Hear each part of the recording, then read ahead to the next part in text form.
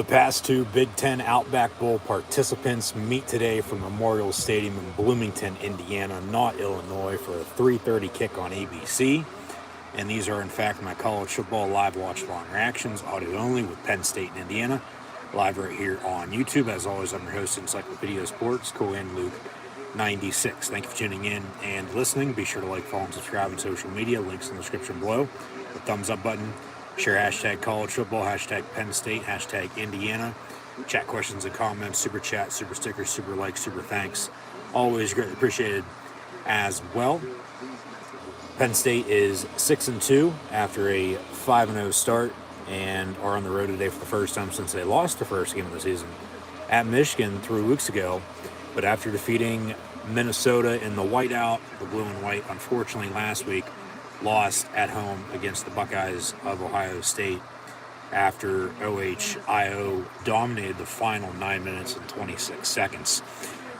Indiana on the flip side, they're 3-5. They started 3-0. So, I mean, some comparison with getting blown out against Michigan and then, starting out undefeated, but then, a losing streak. Indiana 3-5, currently on a 5-game losing streak. And then they're also coming off of a bye. However, their last two losses have only been by 5 and 7 points, respectively, compared to, as mentioned, getting blown out by Cincinnati, Nebraska, and the Michigan Wolverines. However, as we go to Memorial Stadium in the Heartland, when these two teams meet, Indiana normally gives Penn State all they can handle, and no doubt about it. Penn State has the We'll have Bob Wischusen, Dan Orlowski, and Chris Budden on the call, it seems like. Yeah, talk about the weather. I'll get to that in a second.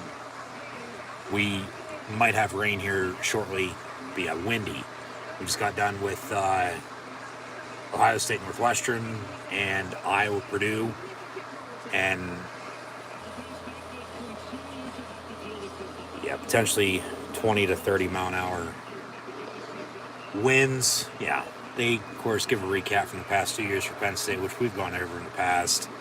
0-5 to 4-5, 5-0 to 7-6, 5-0 to 6-2 now. So here we are. What's new? But as mentioned, when these two teams, meet, for the most part, and it's good to see Dan Orlowski finally arrived as he was stuck in the airport, it seemed like all day yesterday. But these two were on the call a month ago for the rain game with Penn State Northwestern. The Lions won that by 10. Weather was an issue then. Of course, with the rain today, potentially some, as mentioned, but more so than not the wind. But, yeah, here we go. Penn State, Indiana, when these two teams meet, as mentioned, and today it's from the Heartland. Last year, right here in Happy Valley, on a Saturday night, early October, Penn State with a shutout 24-0 win after getting screwed 2 years ago, losing by a point at Indiana during the 2020 shortened COVID season. So Penn State still trying to win at Indiana for the first time since 2018. Was try to get revenge for that blown call. As mentioned, once again, when these two teams meet, Indiana normally gives Penn State all they can handle, no doubt about it. Fair to say, Penn State has, for the most part, owned this series.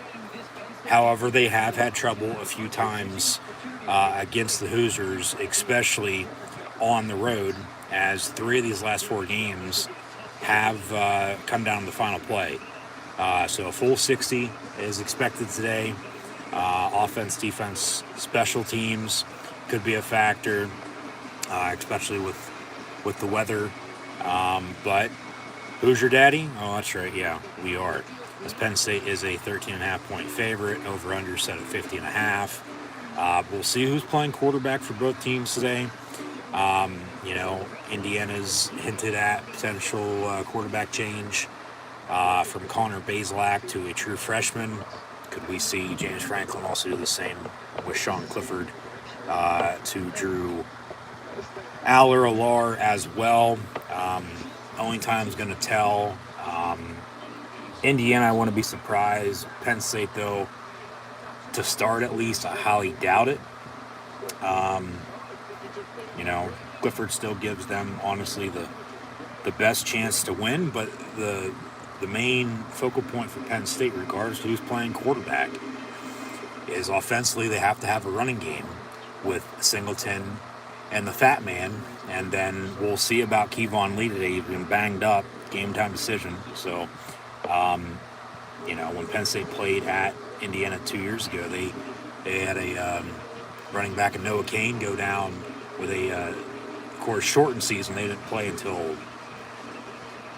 late October for week 1 because of the Big Ten saying we're going to play football, and then, you know, no, we're not, and yes, we are because everyone else is. We don't want to feel left out. We, you know, fucked ourselves over and made a mistake. Now we're trying to make up for it. But, of course, that was then. This is now, you know, yeah, Penn State had Noah Kane go down with a season-ending injury on the first play of the fucking game. And then, you know, turnovers was an issue that day, from what I can recall. You know, getting screwed over late by the refs. But as Penn State 6-2, regardless of who's playing quarterback, they have to have a running game. They have to be able to stop the run on defense. So, you know, we'll see if they can do that or not, as Indiana's running backs are averaging 3 and 4 yards total. But, you know, with these wide receivers as well, for Penn State, somebody has to step up. I don't care who it is. They got to get the ball to the tight ends a little bit more. Just overall, though, continue to get first downs and then make stops on defense and, you know, rely on special teams. Got to capitalize off turnovers today. I think special teams, more so not compared to turnovers, going to be more crucial, but turnovers are always a killer. So we'll see what it gives, but, you know, should be a good game. But once again, who's playing quarterback for both the Nitwits and the Hoosiers today? Of course, Indiana's more of a basketball and a baseball school than a football school, but you know, they had a good year 2 years ago, sort of shit the bed last year, good start this year, and then, you know, stumbled. So Indiana on the kickoff, Penn State back deep to receive, and the wind already playing a factor. Ball comes off the tee on the opening kick. So as mentioned, yeah, high noon we were watching Ohio State Northwestern plus the 38 check mark. Ohio State with the win, they're 9-0, but 21-7 the final score is Northwestern short of shoving themselves in the foot and went for it on fourth down a little too much and had Ohio State rip the one on the mat and blew it. But, you know, from suburbs of Chicago and the Windy City in Evanston, Illinois for Ohio State Northwestern to West Lafayette, Indiana with Iowa and Purdue. Wind and rain a factor in both those games. Here we're in Bloomington, Indiana, Penn State, Indiana, and underway. Indiana on kickoff, touchback, 1st and 10. Penn State from the 25-yard line, left to right, across your television screen, already on a dial. So once again, we'll see how much the weather plays a factor here today. But they'll be going left to right across your television screen, already on a dial. Gonna have to find a running game with Singleton, Allen, Kevon Lee as well. If he does, in fact, play, but Clifford going to be getting the start at quarterback, and rightfully so. You know, he's earned that in his 6th year, you know, through the highs and the lows. Katron Allen, starting tailback, fake the give to him out of the gun, and then all day to throw, and then he steps up and nowhere to go. Brought down to the line of scrimmage, so make it a 2nd and 10 for Penn State. Got a whistle and an injury, it seems like. And, yeah, Penn State with injuries on the line. We got Hunter Norzad down as well. So 2 straight trips to Indiana. Never fails. They have an offensive player go down on the first fucking play of the game. So, I mean, here we go. Somebody's got to step up. You know, once again, we'll see what it gives, but it just seems like he got rolled up. But, yeah, they're sort of slim right now at the offensive line position, just with injuries. It just sucks. because it all starts up front. You're able to block to run the football, and I mean that was a throw, but just good, of course, good coverage, and then Clifford decides to keep it, nowhere to go. So, I mean, what can you do? Just we'll see how the day goes. I honestly, don't know, especially, I mean, okay, they started 5-0 last year, and then lost 3 straight. Started 5-0 again this year. Coming off the bye, loss at Michigan. They beat Minnesota, but then they also lose again last week in a game, they had Ohio State right where they wanted them at, just like Northwestern did earlier. Like, I feel like both for Ohio State and Michigan, their times are coming. I just don't know when. Maybe they take each other out, for that matter. Hand off Katron Allen. It looks like he gets enough for a Penn State first down, so they'll move the sticks. And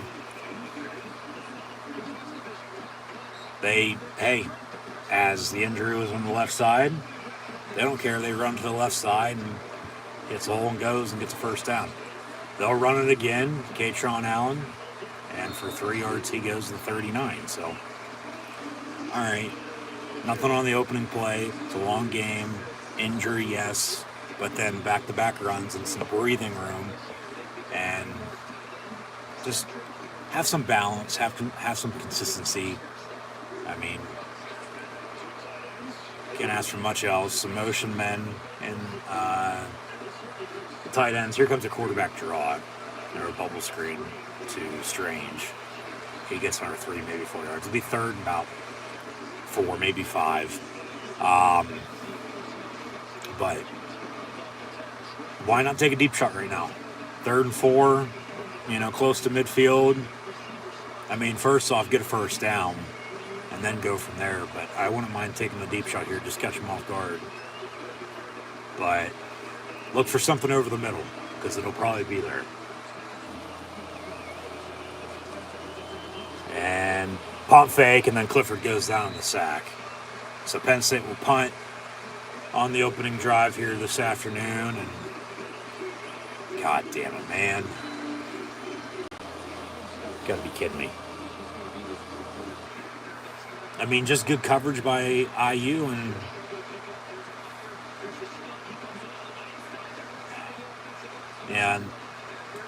I mean, Johnson was a little open, but not much. So we'll see how long it's going to take them to, of course, get their head out of their ass and start playing some football today. But Barney booms it away. So no Connor Bazelak, Mizzou transfer. It's Jack Tuttle, who is, yes, still in college at Indiana. And he's won them some games in the past, no doubt about it. We'll see if it's a spark they need or not. But he has not taken a single snap at all yet this season. So, 1st and 10, Indiana, officially from the 18. So, inside the 20, Penn State with pressure. He spins, and then he'll get sacked. Lost about a yard. Tarburton and Elsden on the sack. So, 2nd down and 11 for Indiana here. Wearing their old school mesh uniforms. And a whistle. What do we got? Another injury.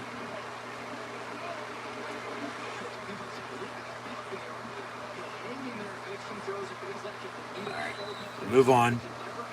But in the meantime, we're also watching Tennessee, Georgia, Oklahoma State, Kansas, and once Liberty, Arkansas begins at 4 o'clock, we'll also be keeping an eye on that. Coming up at halftime, we'll have first half stats and scores and take a look at what's going on in college football this week, and also preview next week. 3rd down and long after an end around. Went nowhere. Indiana going to go hurry up back at the 12-yard line. 3rd and Austin, 16. Give me a hell yeah. Maybe Penn State's defense can get a turnover here and at least get some good field position on offense.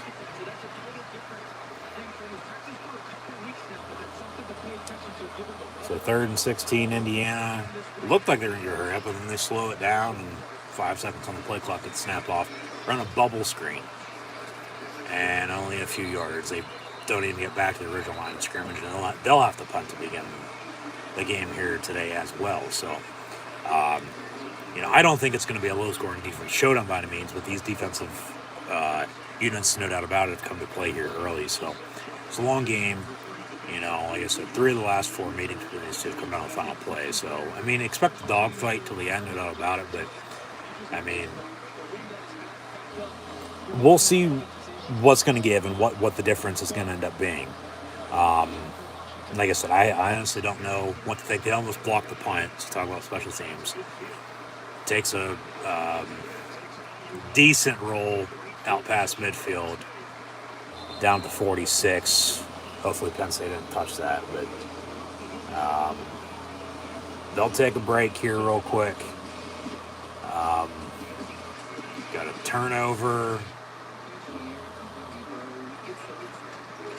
And Tennessee recovers. They got 1st and 10. It's a 1-2 showdown behind the hedges today in the SEC East. Between, right now a favorite to make the playoff and potentially win the national championship against the team who won the national title last year. Talk about turnovers, just punching it out and fumble and all hell breaks loose and the ball's recovered. And they can score. So we'll see about how good this Georgia defense is. But I was watching a lot of Big Ten football at noon. Ohio State, Northwestern, had Iowa, Purdue as mentioned, Minnesota won at Nebraska. Air Force, Army from North Texas is on CBS before Tennessee, Georgia right now. And then also Florida went to College Station and beat the Aggies. Texas A&M. Oregon, Colorado's on ESPN right now. We're going to be turning on, as mentioned, Liberty, Arkansas momentarily. A few other close games here this first Saturday in November. Game 6 of the World Series is also on tonight.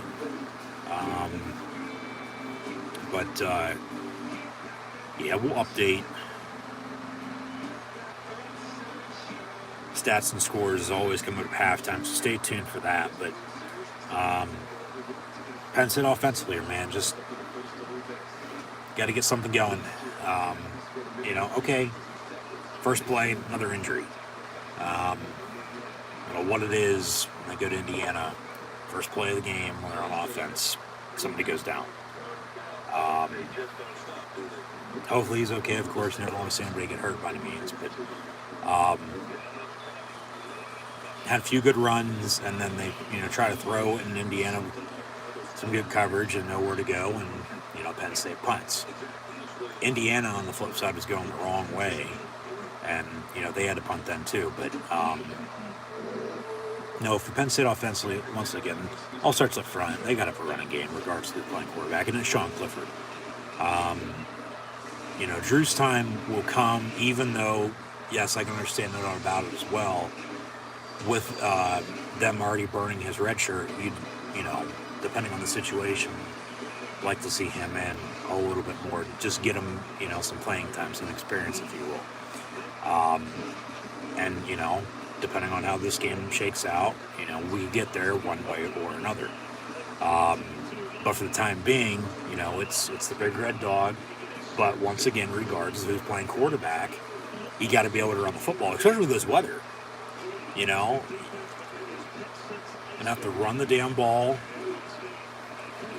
into the wind. Hell, even if the wind's behind you, if you're throwing, ball might sail on your ass, and then we'll see about, if they run a trick play or two, as they like to do every once in a while, go for it on 4th down if they don't need to.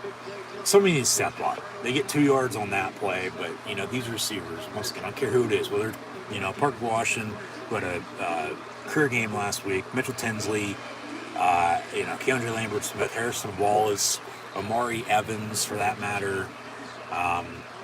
But these tight ends, as they do get a first down there, Katron Allen, your starting running back today, once again for the Penn State offense. They got him involved against Minnesota, and then last week, a little bit against Ohio State, but, really nothing. Strange in motion. You need to get these tight ends more involved. Bretton Strange, Theo Johnson, Tyler Warren. Dinkins has been banged up. We'll see about him and also Jerry Cross in due time. But they get the first down and now 2nd and 10. But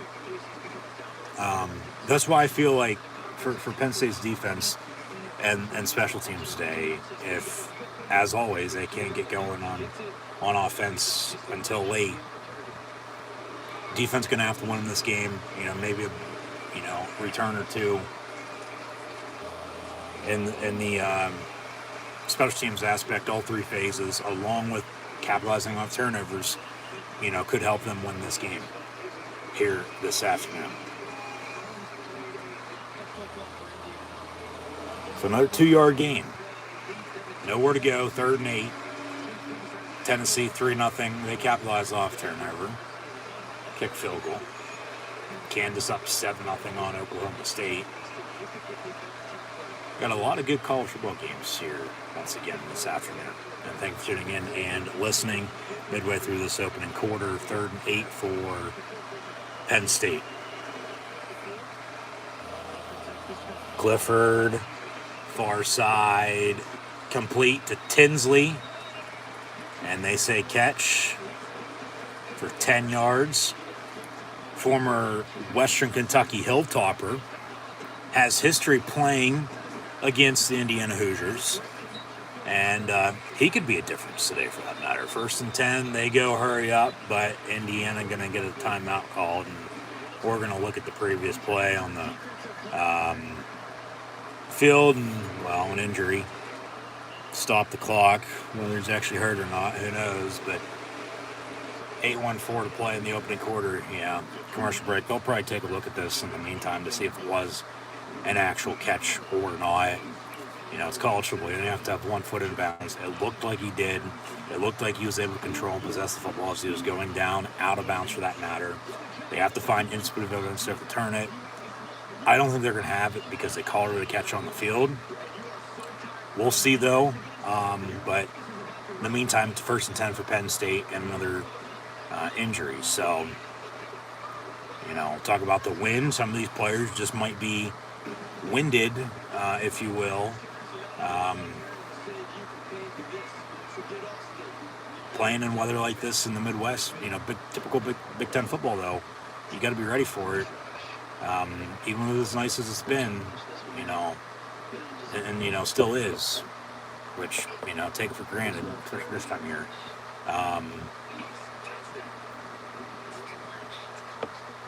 Catch your breath, you're caught off guard. It felt like they just told him to fall down, which that's a penalty nowadays, I might add. You can't be faking an injury. But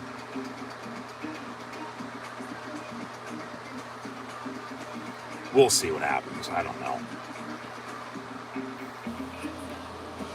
But yeah, I'll leave it at that. But once again, why not, take a deep shot here? But you also want to try to establish a running game. You do. It's pretty pathetic. Last week, okay, it was there to an extent. Even the week prior.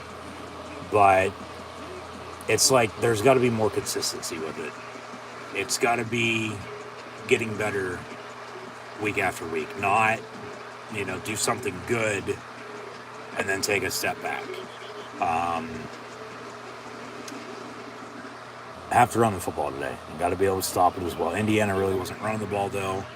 A little surprisingly, even with a different quarterback in the ball game today for them. Tuttle has experience, though, so, that's nothing new. But still, man, just there's once again serious potential for Penn State here. They're already 1-0 in the state of Indiana this year. Of course, they won at Purdue week 1. They've shown they can win on the road, but also got blown out at Michigan. So they technically haven't won on the road since almost 2 months ago when they went to Auburn. And that was actually the last time Indiana won a football game. They're 3-5, Penn State 6-2. So this game could honestly go either way. With the history when comes into play with these two as well. Close down to the wire, and we'll see how it gives. But so another injury timeout. They say 1st and 10 for Penn State still. So one way or another, still catch as thought. 31-yard line. They're in field goal range, but Jake Pinniger, and then the weather, the handoff, 2 yards for Catron.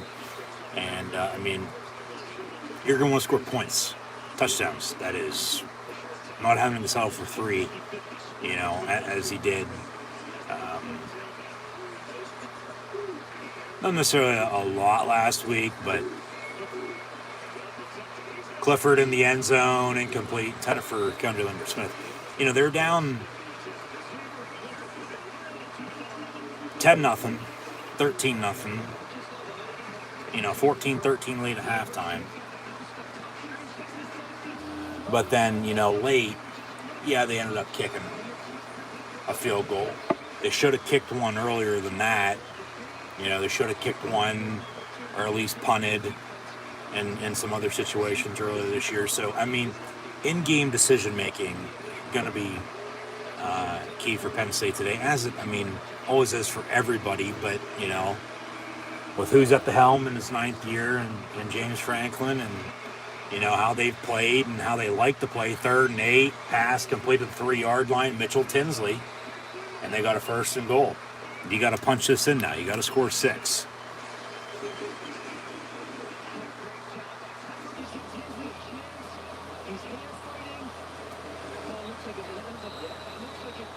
That's a catch. They're going to blow it dead. Indiana going to call a timeout. So Indiana just trying to stop the clock as much as they possibly can at this point. 1st down for Penn State. Whether the player was injured or not, injury timeout. Still 1st down. A couple plays later, they got a 1st and goal at the 3. Indiana with a timeout. We'll see if they look at it or not, but we go to break once again. Bring up Indiana and Western Kentucky last year.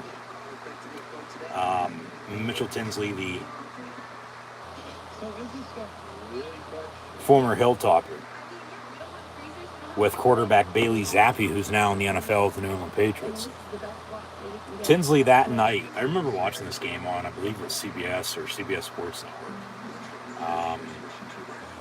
And it was right before Indiana had played Penn State, I might add. It had been late September because they met early October last year. But Tinsley, against the Indiana defense for Western Kentucky, he had, to look this up, 4 catches, 68 yards receiving. Hell, he has 2 for half of that already today.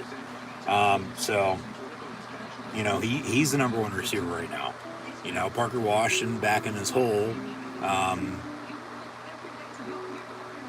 Back to being quiet. Intended for Lambert Smith in the end zone is incomplete. So, at least they're trying to get the ball to playmakers, no doubt about it. And that's also in space for that matter. But, you got to punch this in, though, now. You got a 1st and goal at the 3-yard line. You can't settle for 3. You got to score 6. You got to make it a 7-point early road lead against Indiana here this afternoon. So we'll see if they can or not. They either like getting out to a lead and then holding on, or, no doubt about it, like playing from behind. So, as there's no in between, we'll see what they do here. taking a lot of commercial breaks here early in the first quarter. Few injuries, but it's a good show on the road. I mean, at least this is giving them, some time to, think it over on, hey, what do we draw up here? Now, if they say incomplete, which looks like another catch to me, it'll be incomplete then. They'll back them up to the original spot. And then they'll have a play to run from that spot. We'll see the down and distance, and the yard line would be, I believe, around the 30-yard line, I'm not mistaken.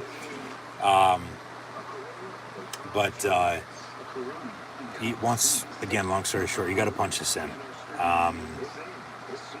Allen, the fat man himself, has been the go-to back here early.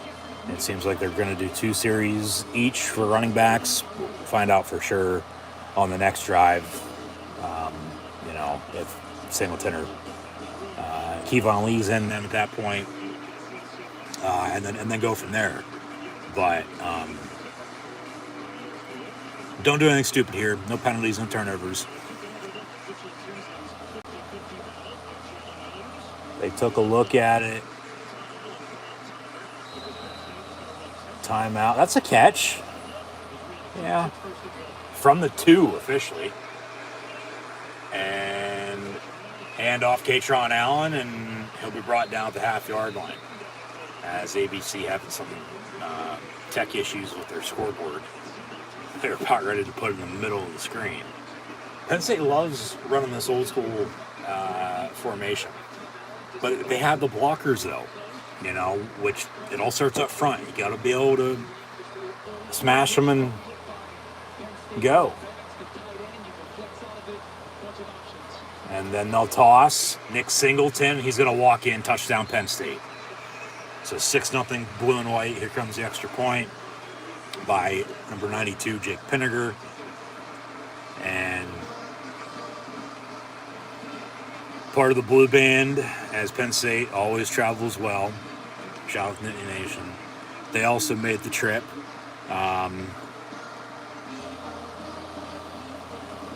They hit that line and drove and scored. Roar Lions roar, and here's the extra point. Up and good. 7-0 Penn State. So they're fighting. Quick 3 and out. Get off the field on defense. Very good touchdown drive. They're able to move the sticks, a couple big plays, but then, the blocking up front, even with issues, not necessarily issues, but because offensive line play this year at least for Penn State, I've thought, they haven't looked that bad. They've just been banged up here recently. Still next man up mentality, they're able to block, and to where it starts, up front. You got to be able to block the run, and they're able to do just that. And if they can run the football, it's going to up the play action. And you're going to run to pass, let alone pass to run, and then you're going to have them defensively off balance, which is a good thing.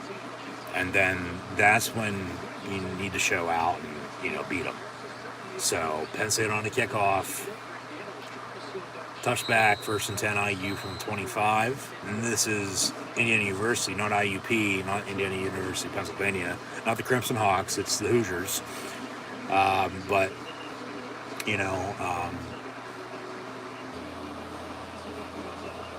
Just keep it up, defensively here. Got to get a stop. These linebackers still need to step up, I think. It's been Curtis Jacobs, Abdul Carter, and Tyler Elson for the most part all season long. Defensively, though, they've been playing a lot of guys still. Make a stop in the backfield. Chop Robinson from Maryland. Takes them down for a loss of 5 back to the 20. So 2nd and 15 for Indiana from there. Yeah. Tuttle dumps it off, gets hit by, boom, big hit by Elsdon. They get the 5 yards back, but make it 3rd and 10, so.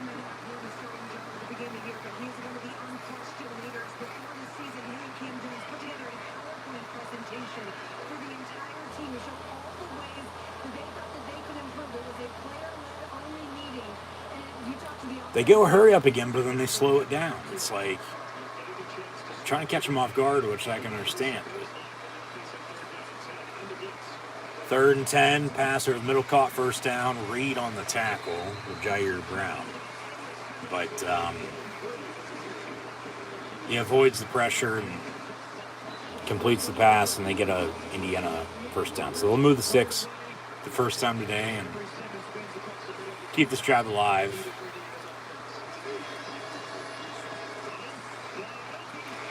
Another man wide open, first down, and down the far sideline, Reed pushes him out of bounds. It seems like he's the only one with Elsdon in the middle that are playing right now. It's like, what the hell?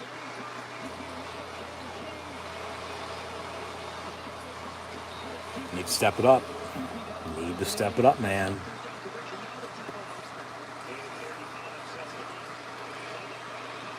Tuttle on a quarterback draw. He's going to slide and get about, well, they'll say 6. To make it 2nd and 4. Got a late whistle and probably another injury if I'd have to guess.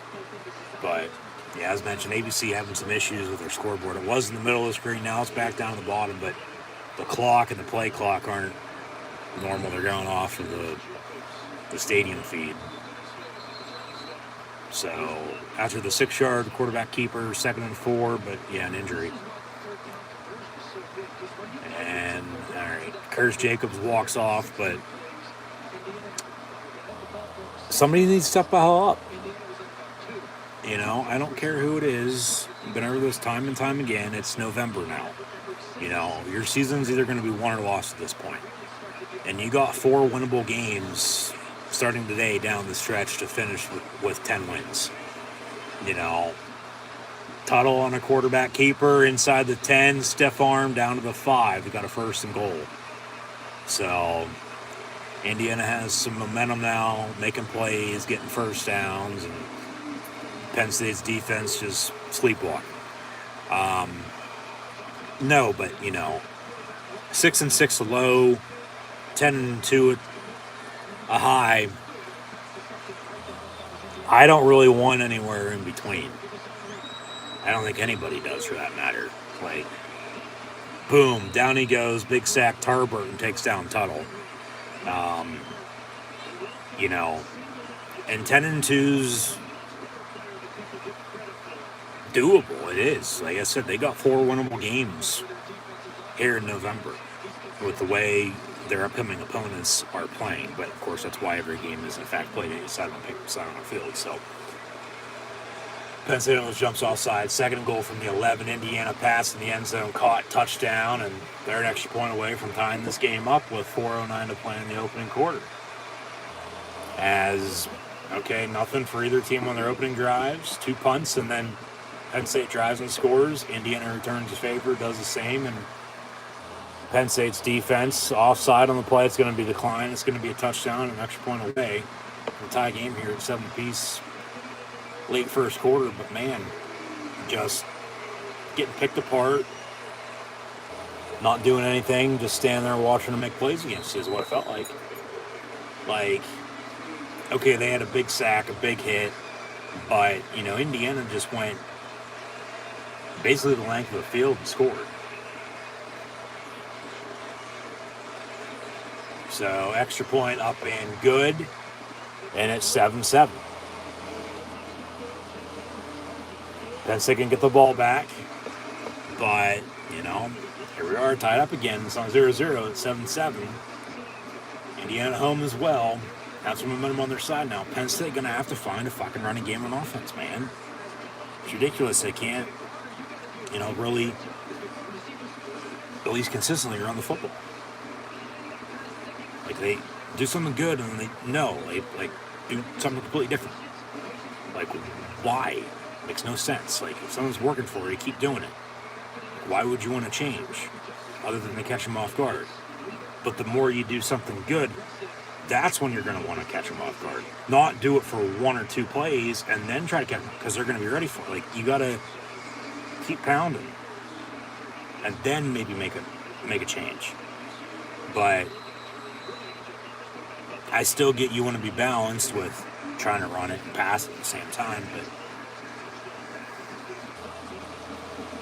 we'll see how they respond.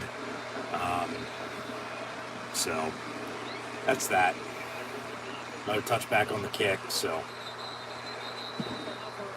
either which way, touchbacks with the wind. And yeah, Georgia just scored 2, by the way. It's 3-0 Tennessee after the fumble, get the field goal, and then Georgia responds with touchdowns. So 7-3 dogs. And then still 7-0 Kansas, and Liberty, Arkansas tied at 0.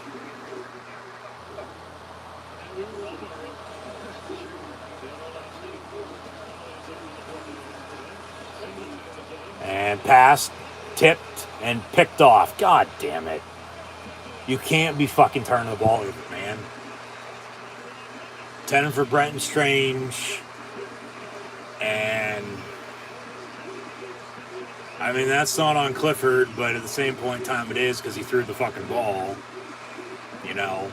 into double coverage, I might add. And Strange tips it, and it gets picked off, and Indiana football 1st and 10 at the 32-yard line. God damn.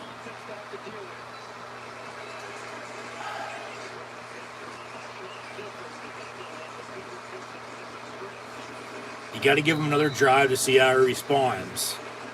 But then after that, to this point, if it ain't anything special, I mean, you got to think about potentially making some sort of change. But even with that, once again, man, as they run it for 8 yards and have a 2nd and 2, got to stop the run on defense. But regardless of who's playing quarterback and offense, once again, I can't state this enough. I don't care who it is, you got to have a running game. Okay? Especially with a true freshman quarterback. You have to have a running game to help him out, because he can't do it all by himself. It's ridiculous. Another injury on defense for Penn State. Another linebacker in Tyler Elsdon. So it's Carter, it's King, Sutherland now at backer. I mean, can't catch a break with, turnovers, let alone injuries, and just shooting yourselves in the foot. Yeah, just fucking stupid. The way they're playing. And then Dixon makes a tackle in the backfield with Keaton Ellis. Loss of, we'll see when they spotted it. 2nd down, 3rd down make it for Indiana. But just got to play through it.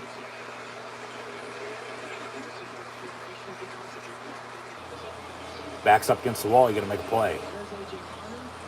Can't shoot yourselves in the foot like this, and then expect to have a chance to, do something good until you can get a stop or so. From the 25, 3rd and 4, Tuttle gonna tuck it and run and get another 1st down. Jesus Christ! So they spread them out. Everybody goes out, and then middle field's wide open. He tucks it and runs. Because the pressure is there, but, he's still getting out. Jesus Christ. 1st and 10 from the 19.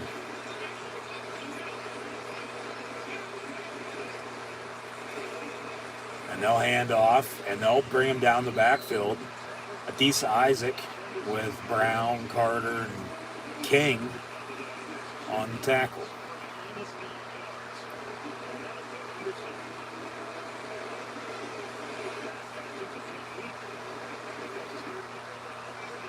So 2nd and 14. They were in the red zone. Now they're at the 23 or on the outside of it. Fake the give, and they sack him back to the 34. Adisa Isaac, the one making back-to-back tackles. Missed him all last year with a season-ending injury. Played early, this year. But, continuing to play midway through the season here, really just there. It wasn't really doing a hell of a lot. Penn State can call a timeout on defense. Indiana's got a 3rd and 23. Both teams will have 2 timeouts remaining and a minute 55 to play in this opening quarter. Tied at 7 here. But just at least he's making stops, man. At least, somebody's, trying to make a play or two, stepping the hell up.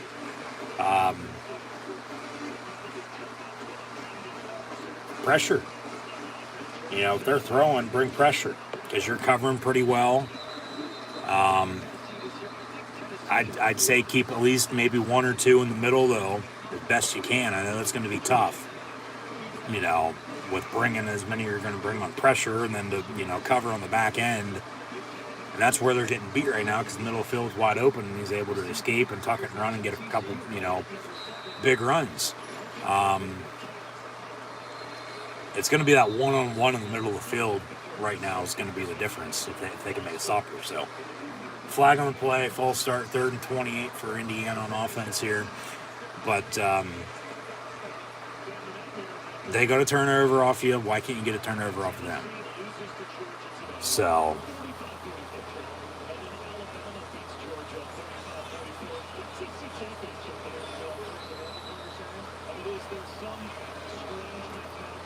all hypothetical, and they're trying to, pinpoint this and that.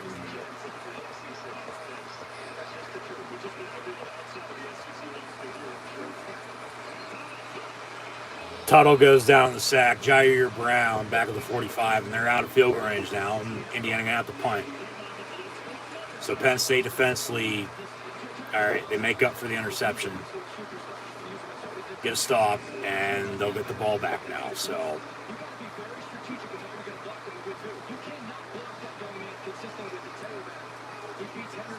boom. Some big hits here early by the Penn State defense. And now Indiana going to punt. Remember, they almost blocked their first punt. We'll see about this one. He gets it away. And be downed. They're going to say at the 1. I think that might have hit the goal line. I do. Let's see a replay here. Bounce at the 4. Bounced. He touched it. He's in the end zone.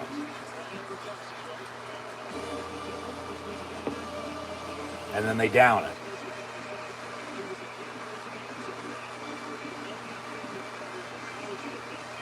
Is it the ball crossed or not? It didn't. So 1st and 10, Penn State at the 2-yard line. God damn. Clifford going to fake the give, complete to Mitchell Tinsley. And he'll get a first down out past the 10 to the 13. So just keep getting the ball to 5. Keep getting the ball to 5. They couldn't stop him last year when he was at Western Kentucky. They can't stop him today when he's at Penn State. Back to Mitchell Tinsley. Breaks a tackle and gets out to the 19. Got a couple flags coming in from the secondary. Maybe a defensive hold. Maybe an illegal man downfield. We'll see what the white capper has to say here. Got a personal foul, face mask on the defense. That's 15 yards, automatic first down anyway. So Penn State first down. Move the sticks.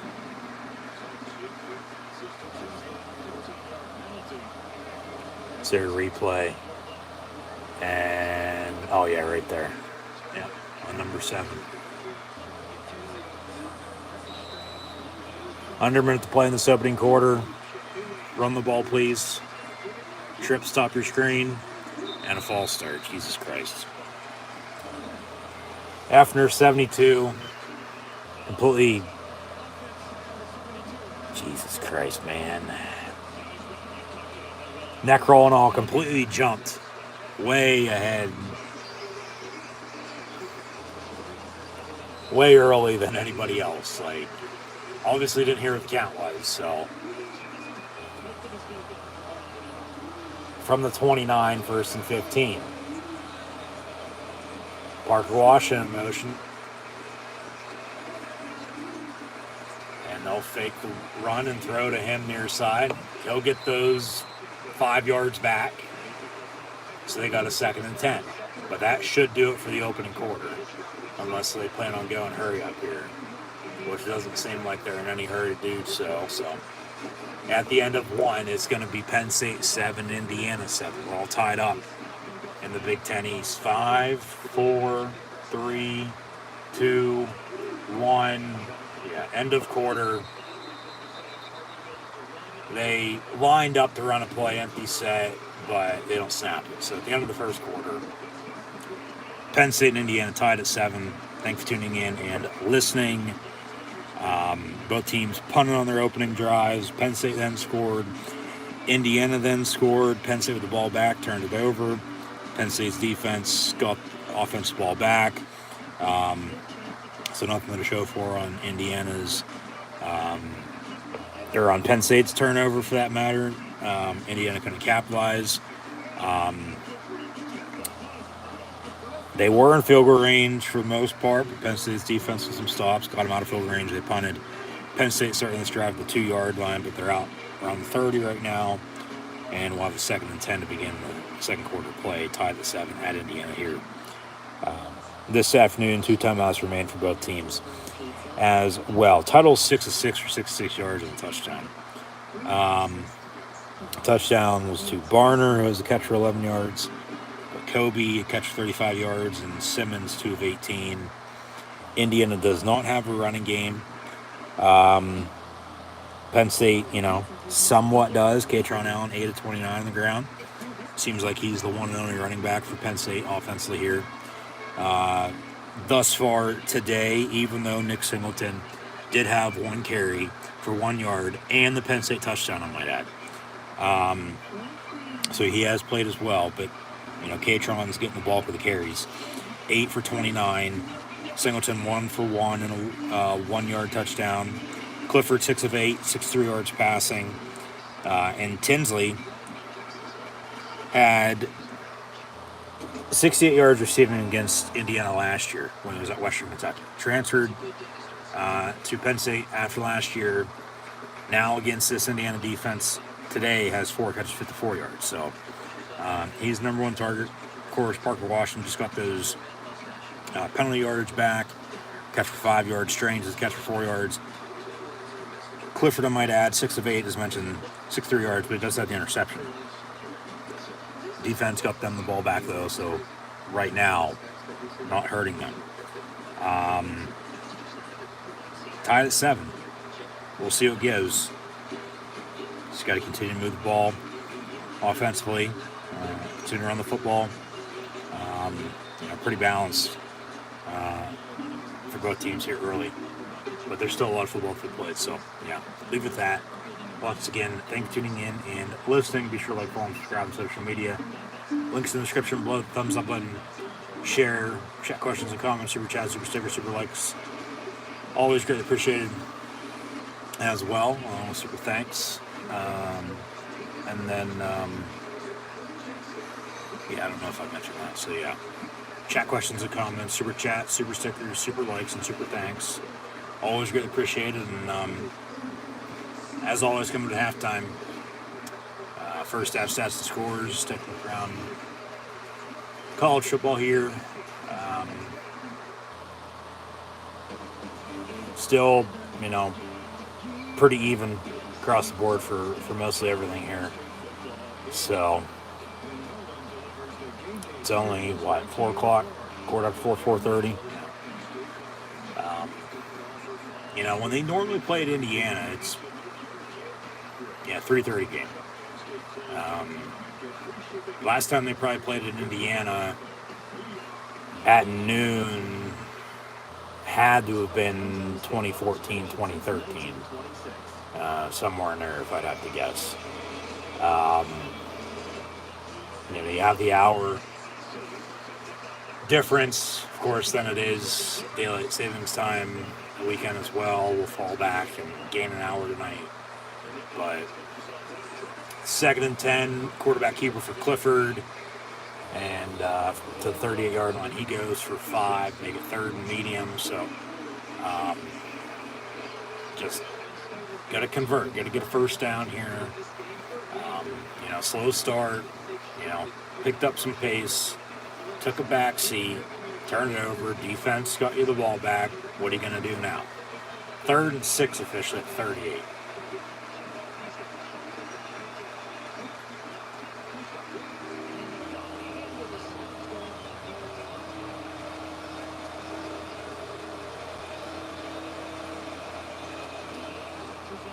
Clifford looking to throw complete to Parker Washington at midfield. Move the sticks. First down.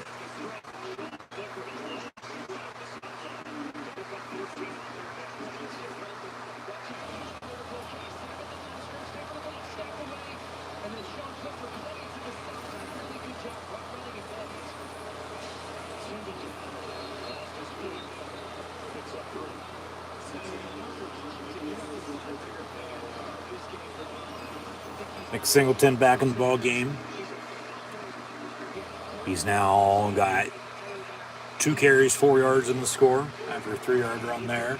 Clifford going to go deep down the middle and completely overthrows the target. Middleton, so incomplete. 3rd and 7.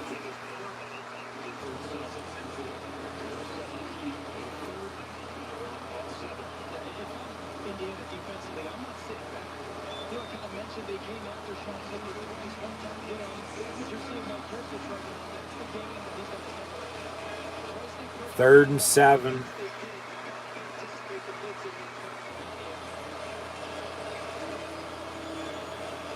Trips in a bunch with 2 tight ends, top of your screen.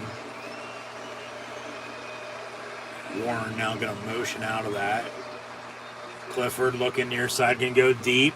Condre Lambert-Smith, and he had him, and ball sailed out of bounds, incomplete. 4th down. I don't mind the deep shots, but why back to back to back to back to back to back? Like,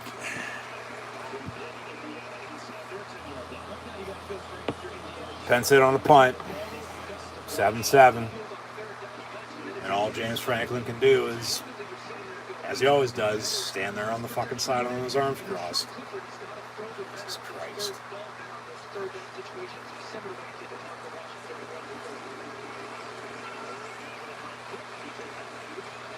Barney's punt into the end zone for a touchback, and 1st and 10 Indiana from the 20 here early 2nd quarter. Son of a bitch. Rely on this defense way too damn much. This offense, man, just how in the hell do you do this? And by doing this, meaning not much, all the damn time. Like, good God. 1st and 10 from the 20.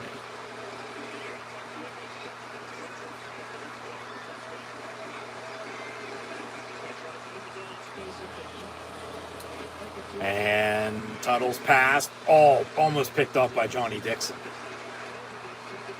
Incomplete. Make it 2nd and 10.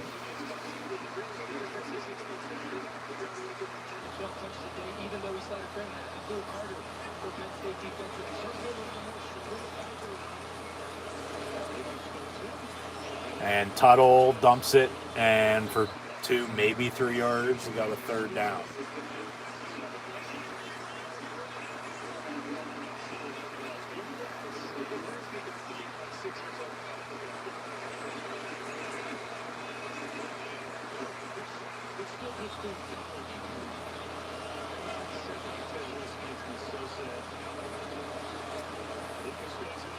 From the 23, 3rd and 7, that's a hold. He's going to tuck it and run and slide to get another 1st down. Can somebody please stop him? Please, get after the quarterback draw. Like, they're bringing pressure, they're covering well, but it's once again his ability to tuck it and run and keep getting 1st downs like that. Now a late whistle, so you got to be able to stop that. They're going to review that. What's there to review? I'll take the review, no doubt about it. Maybe he was short. But what's there to review? He slid and got the first down with ease. Like, I don't get what's up with the TV timeouts galore today. It's like one after another after another. Like, even when there's a lot, there's not as, many as there's been here already today, for God's sakes. Like, Jesus Christ. Like, I don't know what it is, but yeah, it looked like he got the first down, but no, Penn State defensively's got to figure out a way to stop that quarterback draw. But then once you do that, of course, you got to continue to bring pressure. You don't want to give up that deep pass. You don't want to give up the run game, which they don't have one anyway. But, I mean, they're going to continue to play, I think, the way they're playing. And, hope to not, as they've bent and broke a few times this year, they're going to hope to, of course, try not to do that today. I mean, they haven't done that, of course, many times as they've, bent but not broke, but, still. Tuttle's making, plays with his legs. And you got to, figure out a way to stop him. If you can stop him, you're in a good spot. Got a catch interference on Tennessee, as George's now up 14-3, by the way. But he signaled for a fair catch. They didn't give him room, and dude almost got drilled. And then a fumble, but catch interference, and it'll be Georgia football first and 10 rather than Tennessee ball. So I think Tennessee just needs to settle down. They're playing, hot right now. They can, still put up points, no doubt about it, but I think maybe it's gotten to a point in time that this big game feel might have got to them. If this is how they're going to play, all day today. Because, at the same point in time, Georgia's, still Georgia. They're defending national champions, for God's sake. So,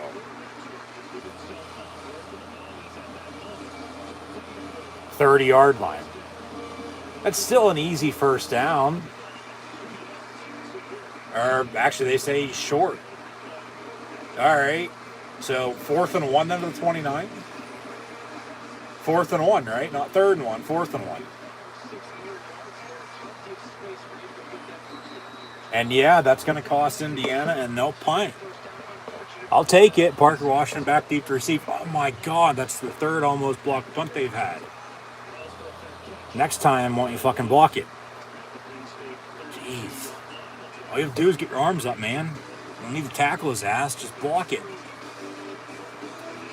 They keep that up, they'll block one by the end of the game. But Parker Washington with fair catch, and Penn State 1st and 10. We're at the 30-yard line, it looks like, give or take. So I guess Indiana, for the most part, flips field. Yeah, 32-yard line, 1st and 10. Out of the pistol, they'll hand off. Singleton, about a yard, and nothing more. God damn.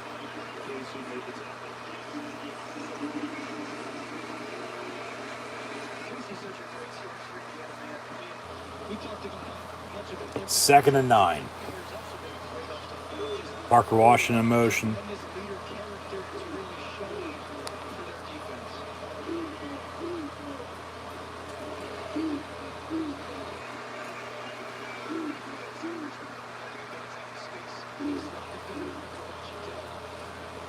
And handoff. Singleton again to the 36 he goes. For another 2, maybe 3 yards. Got a 3rd and we'll say 7. 3rd and 6. All right. End of your yard.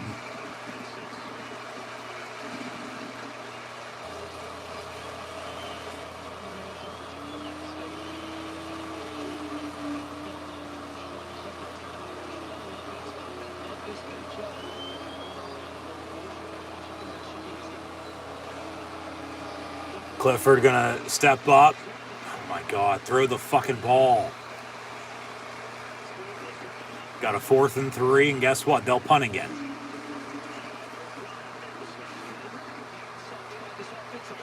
What'd Franklin say? Come on, something? Let me rewind that.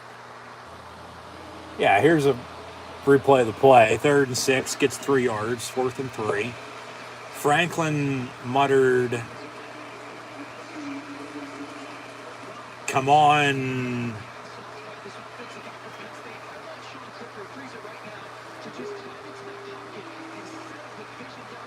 Come on, something.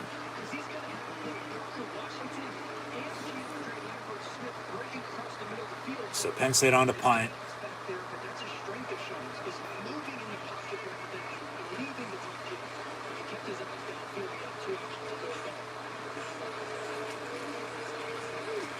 And Penn State punts.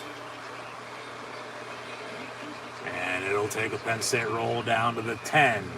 And that's where Indiana will begin. 1st and 10 at the 10. Still tied at 7 here, 10:31 to play. In this first half, we'll get back to live TV with a split screen commercial. And 1st and 10 Indiana from the 10 as mentioned.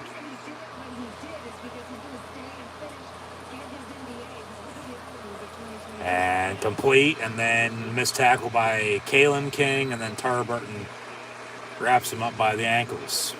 So get about 7-8 yards, 2nd and manageable for Indiana.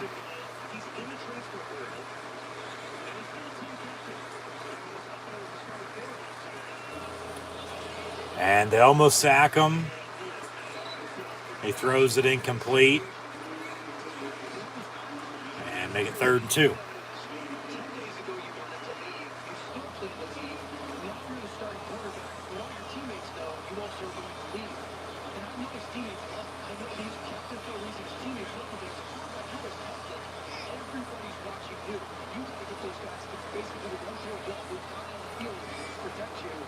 Empty set now as the back motion's out.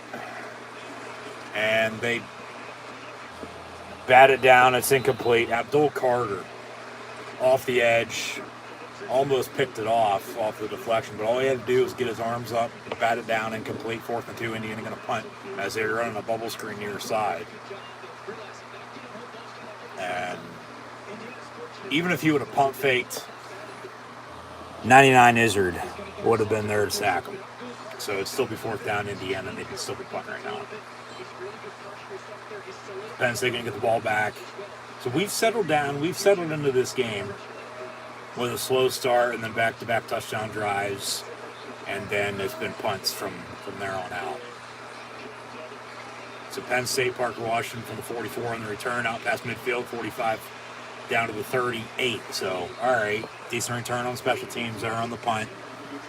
Good field position. You got to capitalize off it, though, now, man. You got to score. You got to retake this lead one way or another with a field goal, a touchdown. Under 10 to play in the first half. And maybe a block in the back on Penn State they didn't call. But about a 18, 20-yard return on the punt.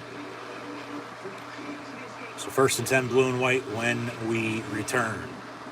Georgia knocking on the door again, looking to extend their lead. As Kansas is up 10-0 on Oklahoma State, and Liberty 7-0 at Arkansas.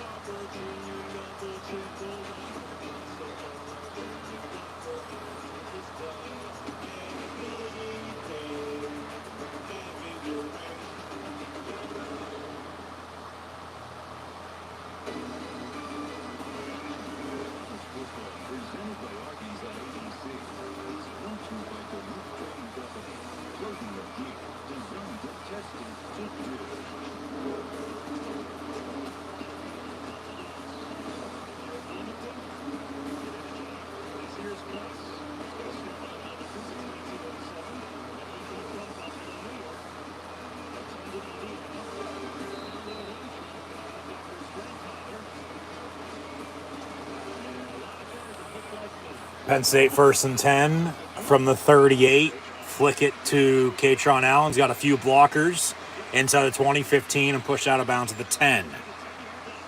Out of an empty set.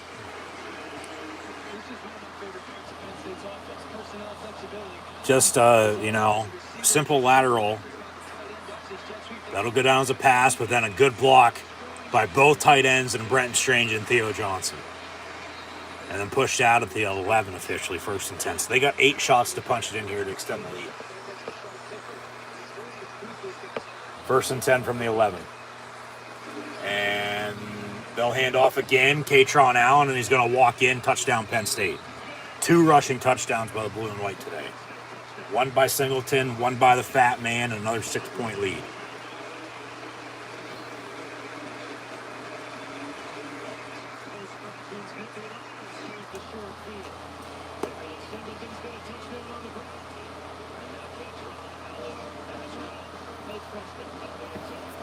Fight on State, 13-7, 9:25 to play in the first half. They're continuing to hit that line and not necessarily run up the score, but they're retaking leads. Okay? They're running the ball, pretty damn good right now. So take it for what it's worth. But 14-7, Penn State, Indiana getting the ball back when we return. Clifford now officially 8 of 12, 104 yards passing. Does have the interception, but didn't cost him because the defense stood ground and got the offensive ball back. Few punts on both sides of the ball. Of course, since then, Penn State retakes the lead, though. So we'll see what Indiana can do, because last time Penn State took an early lead, Indiana responded and tied it up. So 14-7 Penn State. Katron, 9 carries, 40 yards, and a touchdown. Singleton, 4 carries, 8 yards, and a touchdown as well. So keep running the football, man. You have a lead. You're on the road. Comes down to it. Hopefully you can run the football and, of course, not do anything stupid. You had the 1 turnover, but you lucked out. Penalty-wise, nothing really major for either team. Just a lot of injuries. But just keep running the football. If they can keep running the football today, they'll be fine. Because the defense is, playing pretty damn good right now. So, defense wins championships. And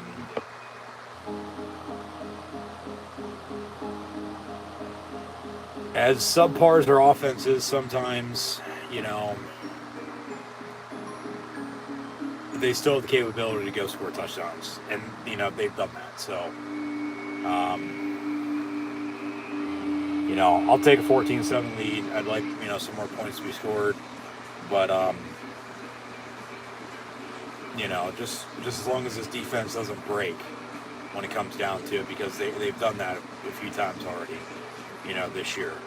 And not being able to stop the run. But Indiana really doesn't have a running game to begin with. So they do, but they don't. It's with their quarterback, Jack Tuttle.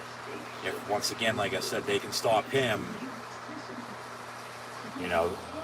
they should be all right. So we'll see what it gives. Of course, today is also WWE Crown Jewel. That show started at high noon, and I do believe is in fact over with now at this point. I didn't watch it. I have no idea what the hell happened.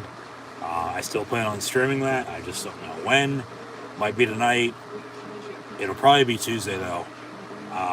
So be sure to tune back in for that. And, we'll go from there. Of course, NFL Live Watch Along Reactions tomorrow, and then more videos to be published. So Penn State hosting Indiana, or at Indiana, today, as the Hoosiers host the Blue and White. Penn State will host Maryland next week. Indiana will go to Ohio State. So, yeah, 3-0, make it 7-3, 14-3. Georgia actually just scored again. It's 21-3 Dogs. So, Old Smoky on Rocky Top. Just getting taken to the pound.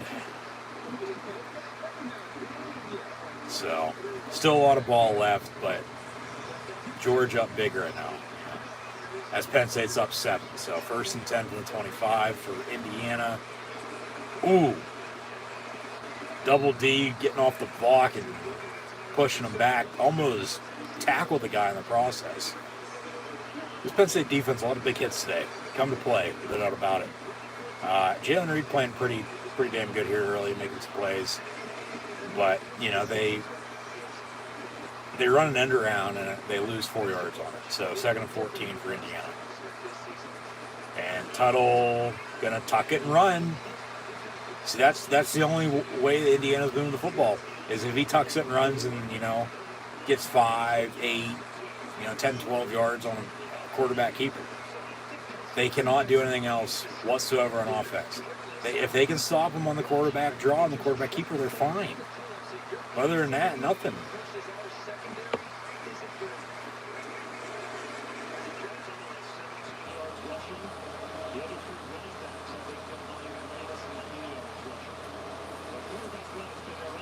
Yep. And the pass over the middle is caught. Joey Porter on the tackle with Jalen Reed, and then King comes in late as well. They blow it dead. So 3rd down, make it 4th down, as that was 3rd and long. So Indiana going to have to punt again. So Penn State can do some damage now. Even though they'll have to kick off to begin the second half, Indiana get the ball to begin the 3rd quarter. Penn State 2 timeouts, 8 minutes to play in the 1st half, up 7. If they can capitalize, if they can block a punt for one, they almost have a few times already now today. If they can, as it seems like, no doubt about it, when they go hurry up on offense, big booming punt back to the 15, and then he fumbles it, and Penn State luckily there to recover. Jesus Christ. So Penn State ball 1st and 10, but shit, that was close. Just keep it up, You got to capitalize off the momentum, long story short. You can't do something once again and then, take a step back. Just they did on their opening touchdown. because I only saw how many punts until they scored again. So, run the ball over the middle, though, to these tight ends. And, you know, you've taken some deep shots.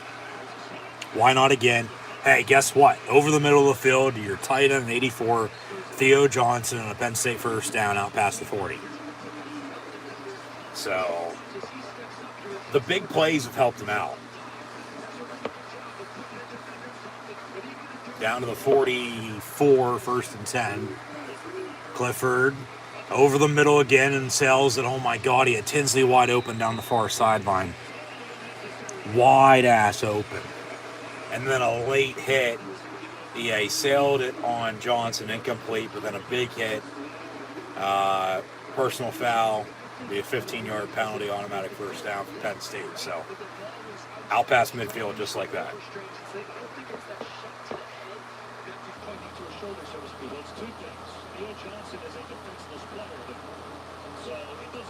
Still a penalty, and it's still a Penn State first down. So, I mean, see what they call here. But he had Tinsley wide open down the far sideline, man. Got a personal foul in the defense.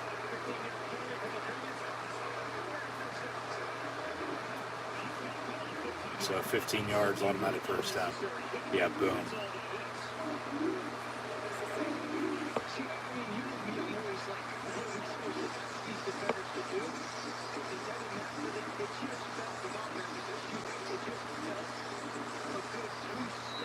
So they should have the ball around the 40-yard line. Yeah, 41-yard line, first and 10. Handoff. And Katron Allen for 6. He's second down and medium here for Penn State.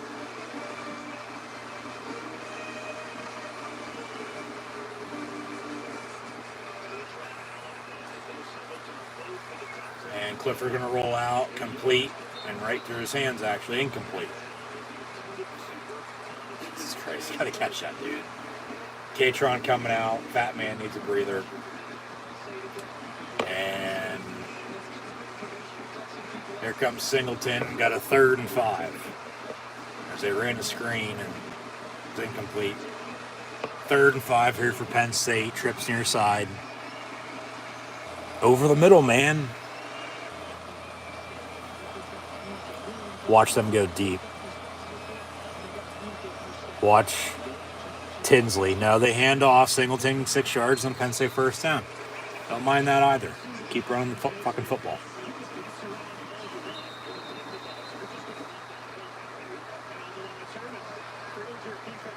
And got another injury. Jesus Christ.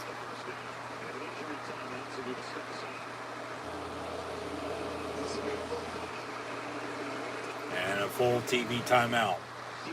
So they fade to black, and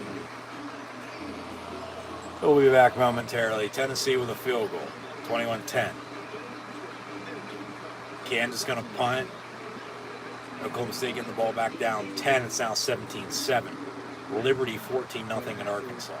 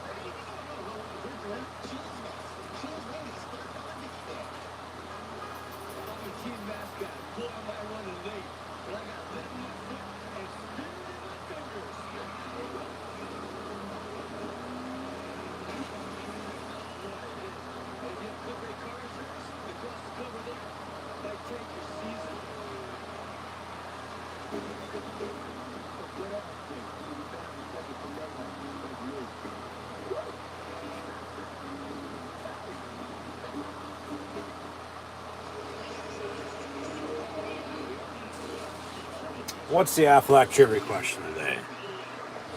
In the AP poll era since 1936, which FBS rivalry has the most meetings with both teams ranked in the top 5? So, doesn't have anything to do with either of these teams today.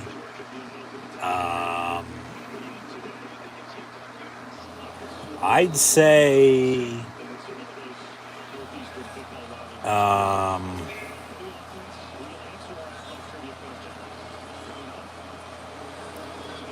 potentially USC Notre Dame.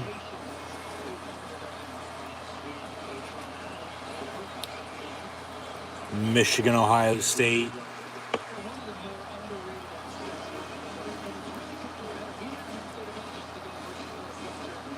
Maybe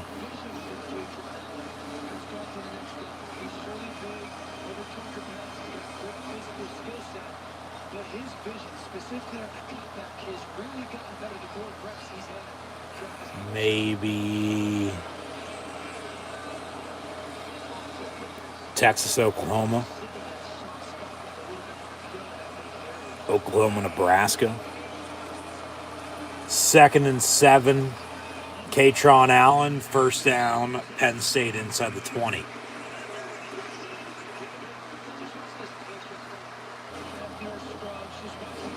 Yeah, those would be my guesses.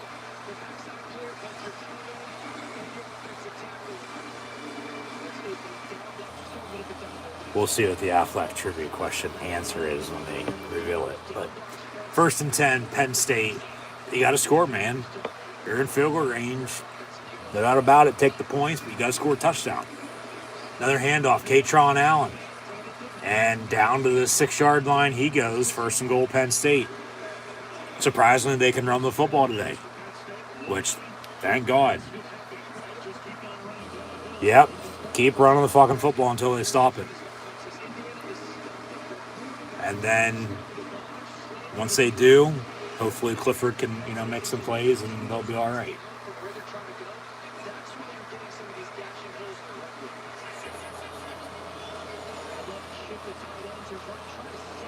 First and goal. Another handoff. Katron Allen going to bounce it, lower their shoulder, and into the end zone he goes once again. And another Penn State touchdown. Make it 20-7. 5-8. Strike, gate, and win. Victory we predict for the forever true you, dear old lion blue. Honor state, honor state. Roll, Lions, roll. Oh, hit that line, roll up this way, fight on to victory evermore.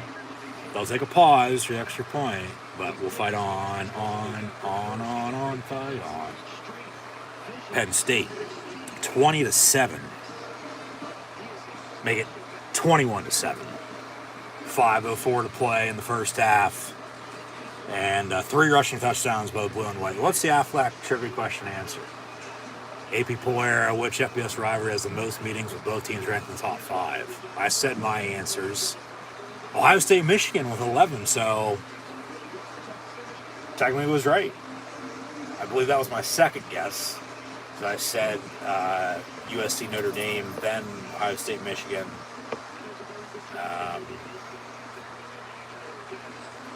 Said, I think 1 or 2, maybe 3 more rivalries. But, yeah, Ohio State, Michigan. Yeah, Nebraska and Illinois for Michigan. Even though they're both home games and they got to go to the show up the schedule. Probably give them the biggest test. Ohio State should be all right though. Last time they went to Maryland though in front of fans, Terps took them double overtime. So we'll see. But yeah, previewing what's coming at the end of the month with Ohio State, Michigan in the game, winner to get to Indy for the most part for the Big Ten title. Could have a top 5 undefeated showdown with the Bucks and the Wolverines.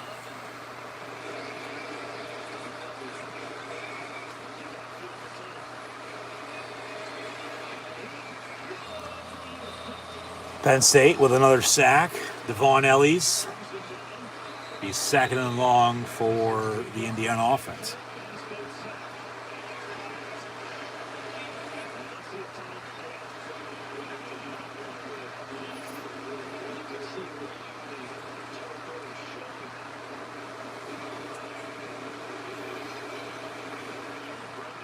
Another injury, and that was Jack Tuttle. So Sorsby gonna warm up. True freshman from the Lone Star State. Of course, they still have Connor Bazelak as well, but they're gonna go with the true freshman with an injury to their quarterback in Tuttle. So maybe we'll see another number 15 at quarterback in this game. Gets to that point later on today, but Indiana ball, second and long, down 2 scores as Penn State leads at 21-7. Biggest lead in the game by either team for that matter. But yeah, you can tell he's hurt and will not be returning.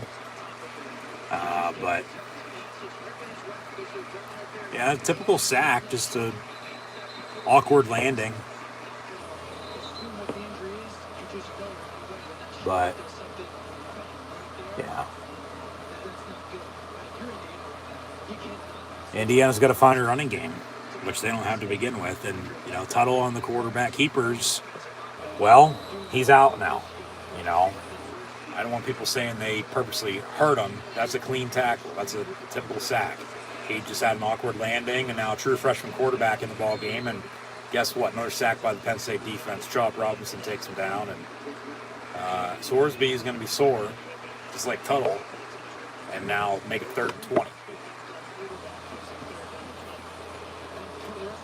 So, like I said, Penn State defensively, or just Penn State as a whole, could do some damage before halftime, drive them scores they did. But defensively, they can get off the field again. They can continue to do some damage before halftime. From the 15, 3rd and 20.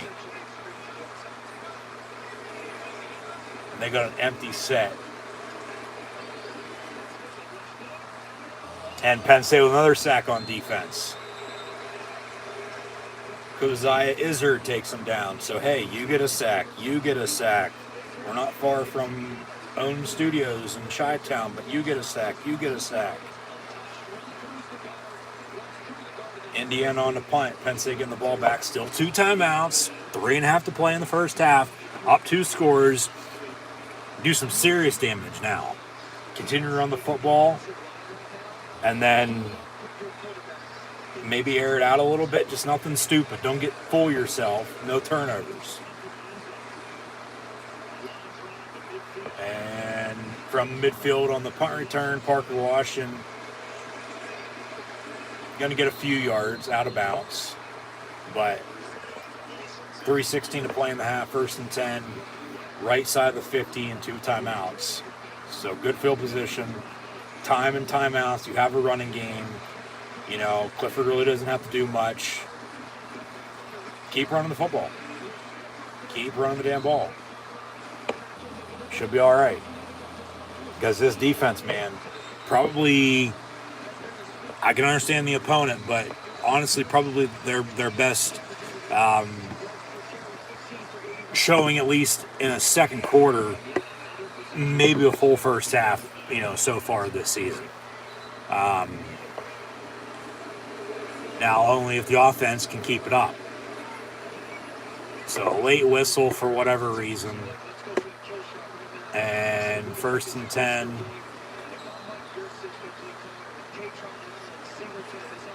Yeah, you could go deep.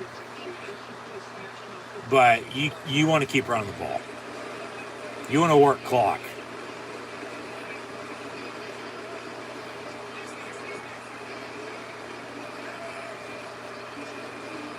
And they'll fake the give, and it's batted down, incomplete, 2nd and 10.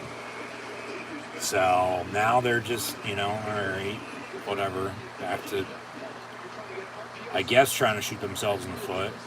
Just good defense, though.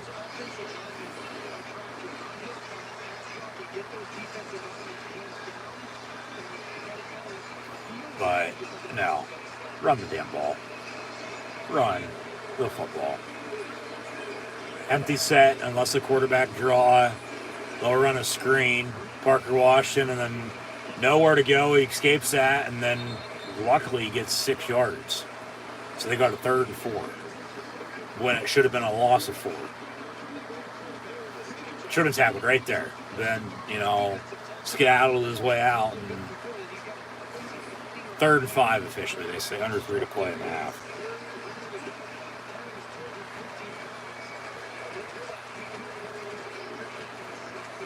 Just get a first down. Just get a first down.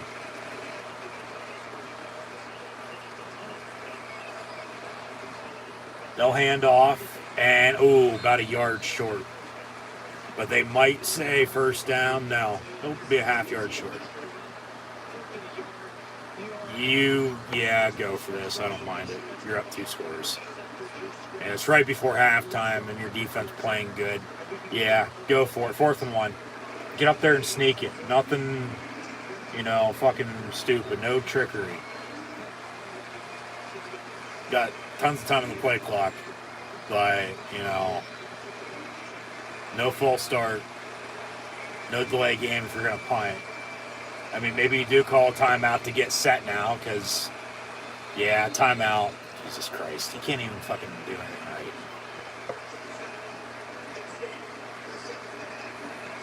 And Franklin's like, why the hell did I just have to call timeout? Like, why weren't we set? Like, what the fuck's going on? So, 4th and 1, Penn State, 2:01 to play. Have 1 timeout remaining after that timeout, but they were planning on going for it. We'll see what they do now. I mean, you probably still should. I mean, if you don't, you give them I'm going to say a short field, but, decent field position. But, I mean, if you punt, you pin them deep, you make them drive, they got a true freshman and a quarterback. Your defense playing well regardless. One way or another, you should be able to continue to get stops and, you should be okay. So, go for it. Defense playing good. You're able to run the ball. Just get, like I said, get a first down. Just get a first down.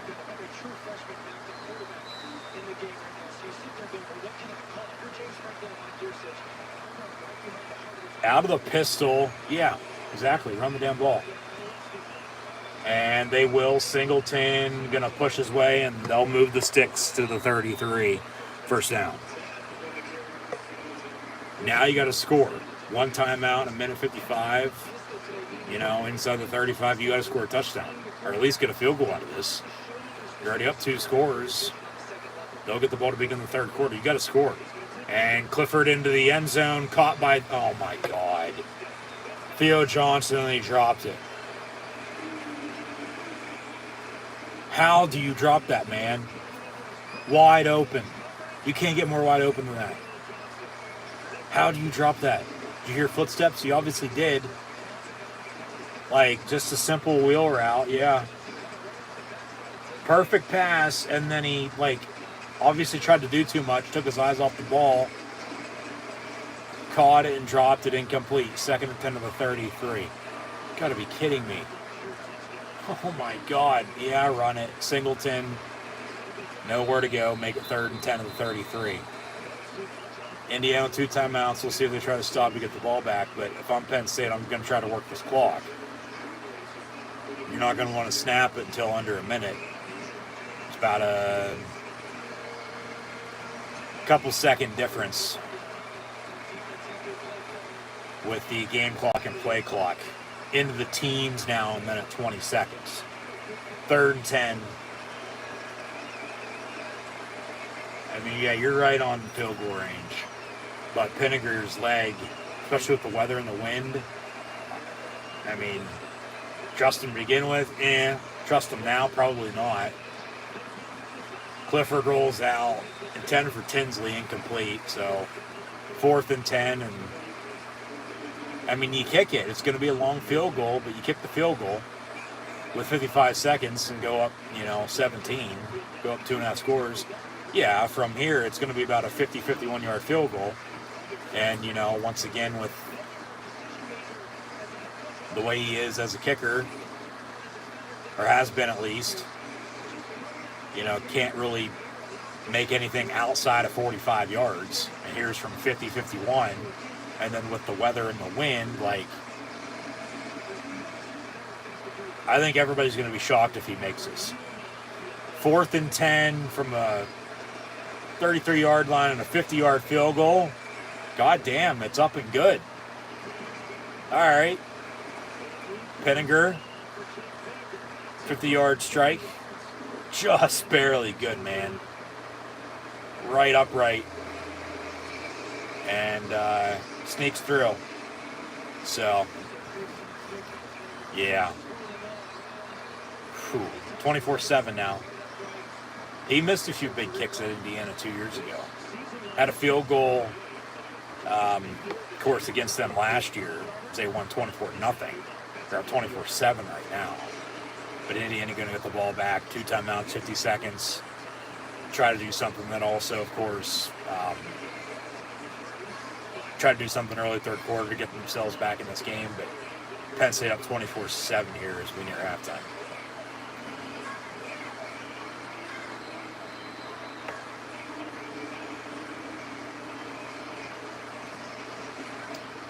Penn State on to kick off.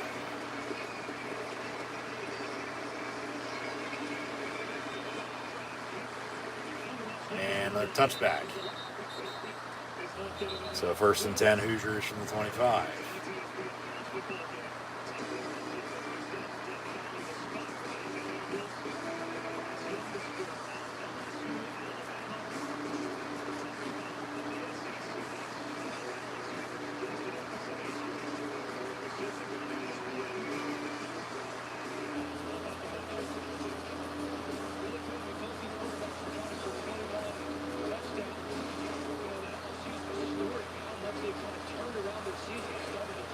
Three-yard run and then a tackle.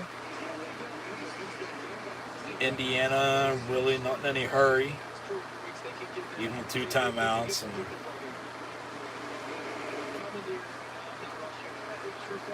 yeah, this play here might do it for the first half.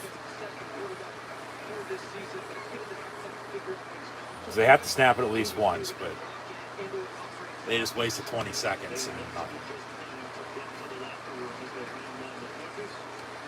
Another handoff and nowhere to go, and that'll take us to halftime, it looks like. Penn State up 24-7 at Indiana here today.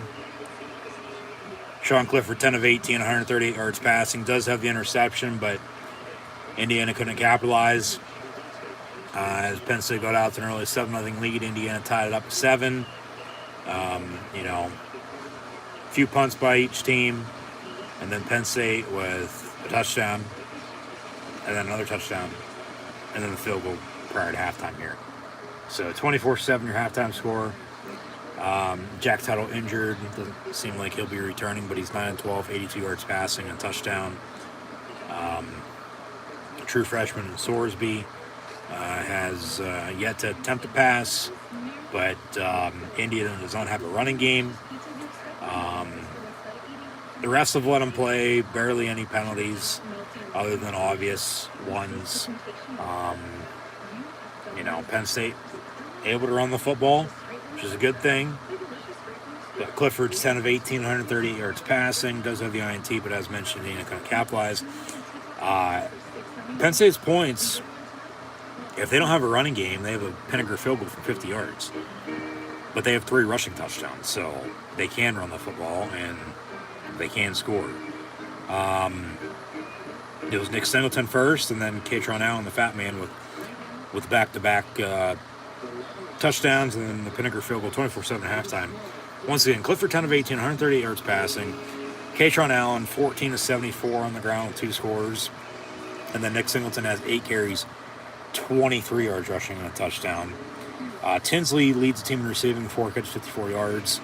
Of course, he's familiar with this Indiana defense from when he was at Western Kentucky last year. Had a few catches for about what he has right now.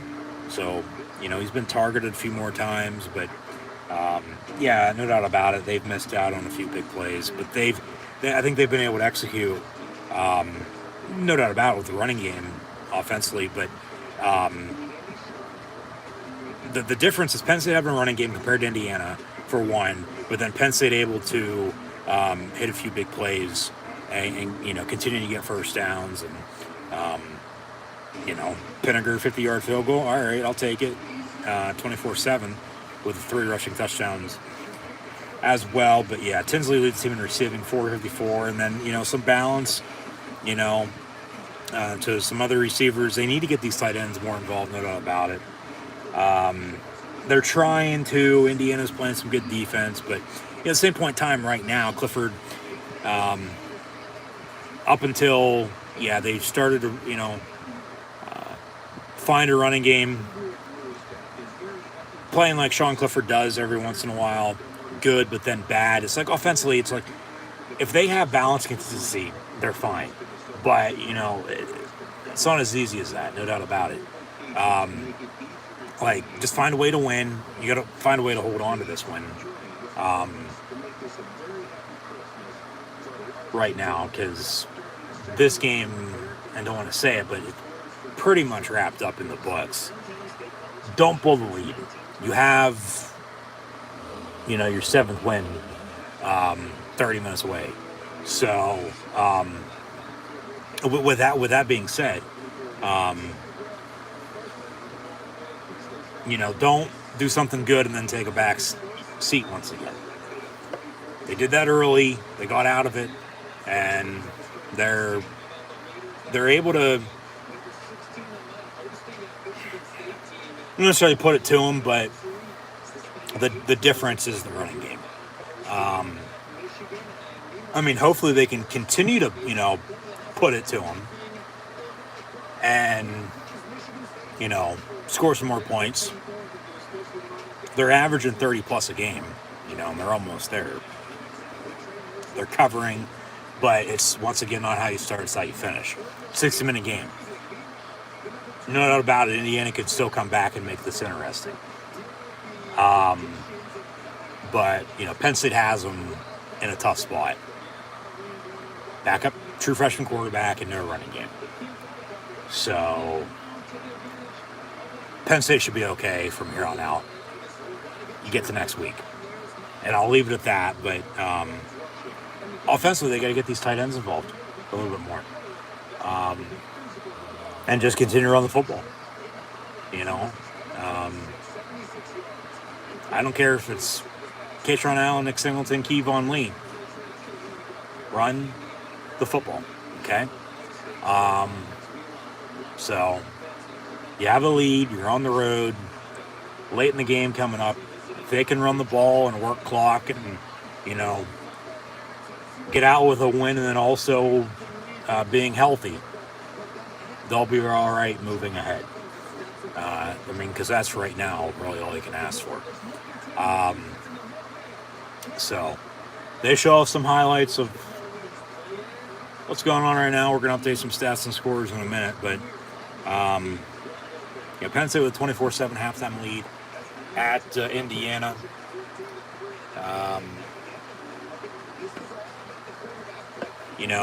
Three of the last 4 meetings with these two, once again, have come down to the final play.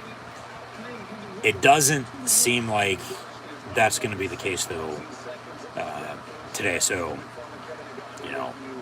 might as well just go ahead and say it. Don't want to jinx them, but 3 of the last 5, and 2 years in a row, it won't. Penn State's out,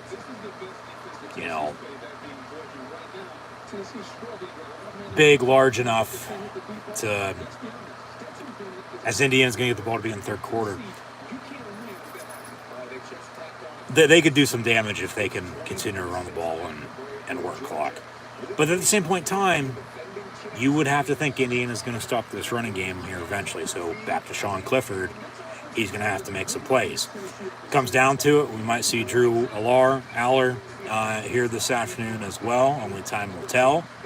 But, for him to get some experience, they're still going to have to run the football for him. Receivers going to have to step up, check down to the tight ends. As the offensive line even being banged up, I still thought they haven't looked half bad. We'll see what it gives. But at halftime, Penn State leads Indiana 24-7. Got way more first downs than Indiana does. Been able to convert a few more times on third down than the Hoosiers as well. 1 for 1 on fourth down, and they get the field goal out of that. So at least they got some points to show for. But, this game's being won in the backfield, in the running game. Penn State with 3 rushing touchdowns, 95 yards rushing, where Indiana's a team has -6 rushing yards. So, even with the Penn State turnover, it didn't cost them. Might add, though, don't be turning it over the second half. Just because, you don't want to blow this lead.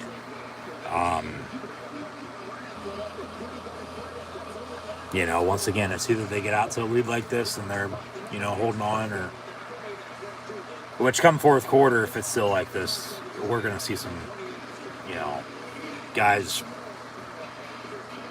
coming in that,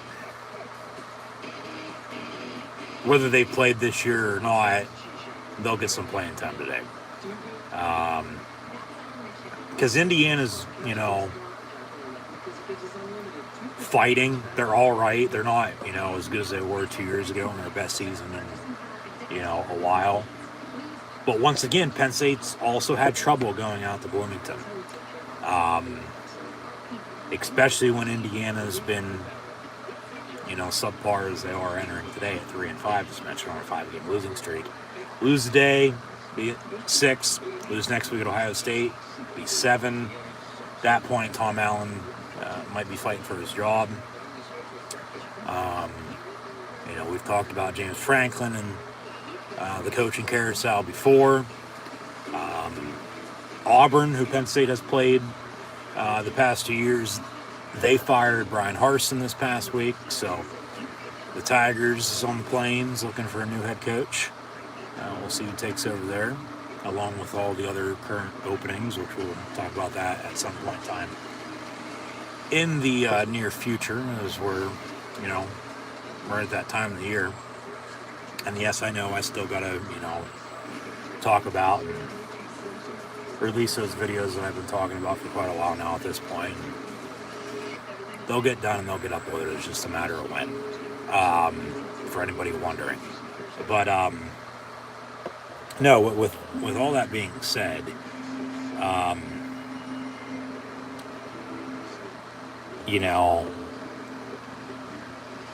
Penn State against a team that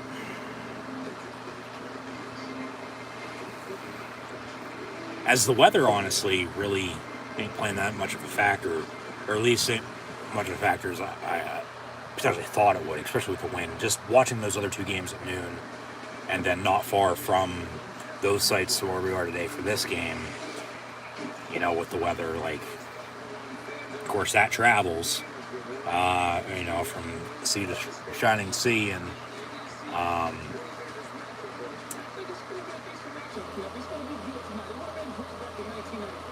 with weather not playing that much of a factor, Penn State able to run the football.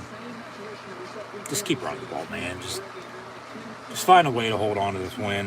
And like I said, get to next week healthy. No injuries. So we'll see what gives. I mean, there's not really much else to be said. I'm just rambling on at this point. But as always, once again, thanks for tuning in and listening in the meantime. We're at halftime here on ABC with Penn State, Indiana, also on CBS with Tennessee, Georgia, with the Dogs up on the Vols. Kansas leading Oklahoma State at halftime as well. And then Liberty now up 21-0 in Arkansas as they also hit halftime. So those are those four scores. Penn State last lost at Indiana, yes, 2 years ago. Before then, though, it was 7 years prior and 13.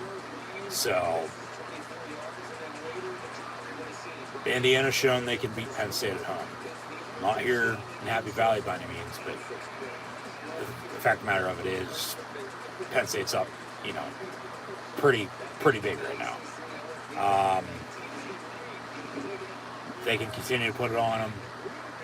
Once again, run the football, get out healthy, get a W. That's all that matters. So they continue to show off highlights. But here's some first half stats and scores. Mentioned Penn State 24-7 at Indiana. We've already went over the individual stats for players in this respective game as well. But as mentioned, once again, thanks for tuning in and listening. Be sure to like, follow, and subscribe on social media. Links in the description below. The thumbs up button. And share on social media. Chat questions and comments. Super chat, super sticker, super like, super thanks. Always greatly appreciated as well.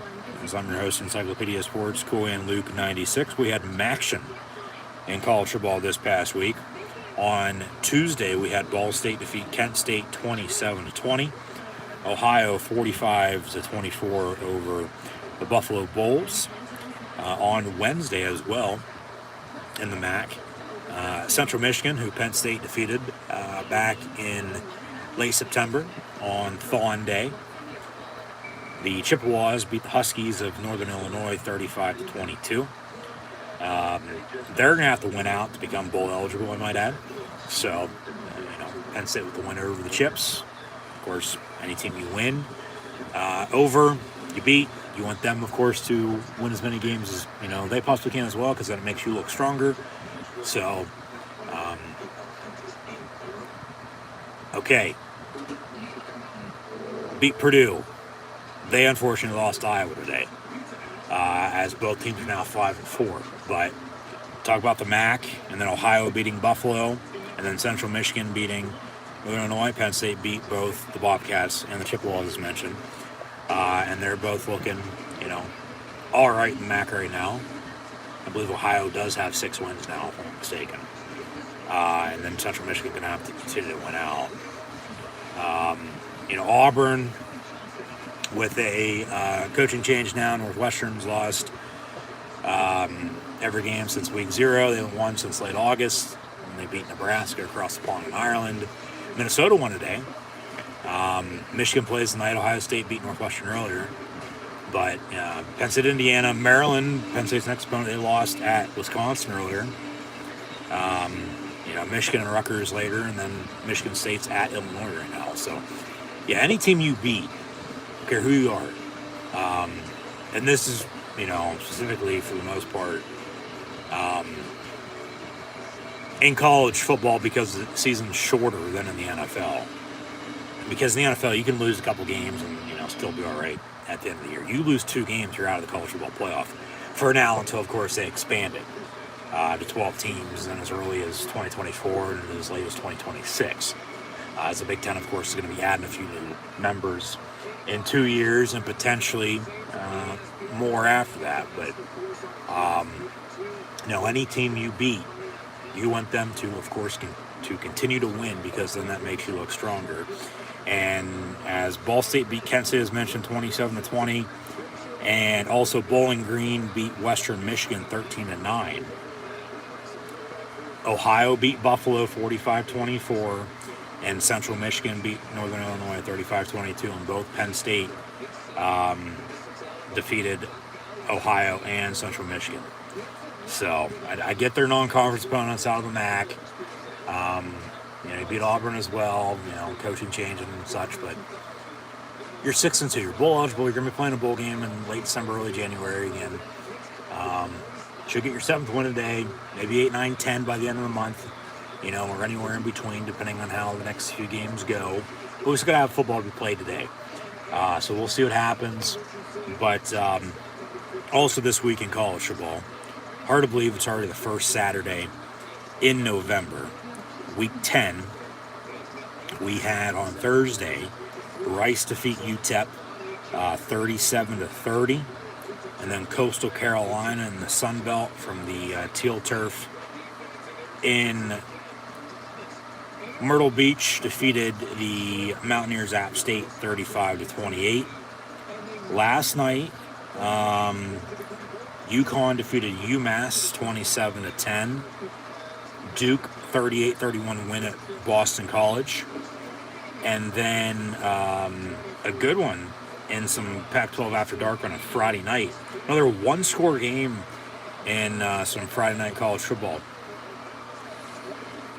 Washington at home ended up winning on a game-winning field goal after the power had went out for a good 15-20 minutes or so at about 1:30 a.m. Eastern last night. As I was watching, the lights of the stadium went out, and then they had to re-warm up and then play basically a full fourth quarter at that point. They basically got half football in and then halftime, a third quarter, and then basically another full halftime before they played the fourth quarter. And then Washington at home with a 3-point win, game-winning field goal 24-21 over Oregon State. Had a scuffle late after the UTEP-Rice game, and then also won last night after that Oregon State-Washington game. As, of course, rivals in Texas and then rivals in Pacific Northwest, they obviously hate each other. So that was midweek up until last night. Earlier today in college football, Ohio State, of course, defeated Northwestern 21-7. TCU with a 34-24 win over Texas Tech as well. North Carolina won at Virginia 31-28. A couple former James Franklin assistants and Charles Huff and Ricky Ronnie squared off in the 7-5-7 with Marshall Old Dominion, as ODU is able to defeat another former Franklin assistant and Brent Pry and the Virginia Tech Hokies earlier this year. Marshall with the win over the Monarchs 12-zip. Tulane 27-13 win at Tulsa. Air Force 13-7 against Army. Kentucky won 21-17 against Missouri. Florida went to College Station 41-24 win against A&M. Texas A&M going to have to win their final 3 games to become bowl eligible, as they now sit at 3-6. Injuries, not having a quarterback, just getting beat, plain and simple. Even with all the talent they have, they're just right now not a good team. And the Gators with a big road win. Minnesota's mentioned won at Nebraska 20-13. Iowa 24-3 at Purdue. Penn State's next opponent in Maryland went to Camp Randall and lost at Wisconsin 23-10. So Bucky Badger with, I believe, their 5th win of the season, if I'm not mistaken. And then Western Kentucky. Talk about Mitchell Tinsley and the Hilltoppers and, them playing Indiana. They won at Charlotte today, 59-7. Battle of Techs, Georgia Tech and Virginia Tech. And it was a 1-point win for the Yellow Jackets, 28-27 over the Hokies. So, enter Sandman, more like go away. Brent Pry has struggled in his first year as the head coach at Virginia Tech down in Blacksburg, no doubt about it. Temple 54-28 over South Florida. Game's ongoing right now. Baylor 31-21 at Oklahoma. Got Georgia State up 28-zip with Southern Miss. 34-21 for Louisiana Tech over Middle Tennessee State. A couple games at halftime as mentioned, with Penn State, Indiana 24-7. For the Lions on top of the Hoosiers. Georgia 24-6 lead against Tennessee at home at half. Kansas 24-7 as well at home against Oklahoma State. Michigan State, Illinois, low-scoring defensive showdown, 9-7. Illinois has shown they can win those type of games, though, already this season. Go back to the Iowa game for an example. Oregon, 28-7 at Colorado. Going to have a touchback on the kick. So Indiana 1st and 10 from the 25 to begin the second half. Also right now in college football, Pitt's up 10-6 on Syracuse. Got UCF 21-14 at Memphis. Washington State blowing out Stanford as they near halftime, 35-7. Low-scoring Big 12 battle from Ames. Cyclones lead the West Virginia Mountaineers 10-7. Got 10-7 New Mexico at Utah State as well. UTSA 16-10 at UAB. As mentioned with Liberty and Arkansas, 21-0. Cincinnati's up 13-3 against Navy. And then Georgia Southern 24-14 against South Alabama. North Texas 38-7 lead over FIU. Tied up at 0 first quarter, Troy, Louisiana Lafayette. And then Louisiana Monroe trails Texas State by 14.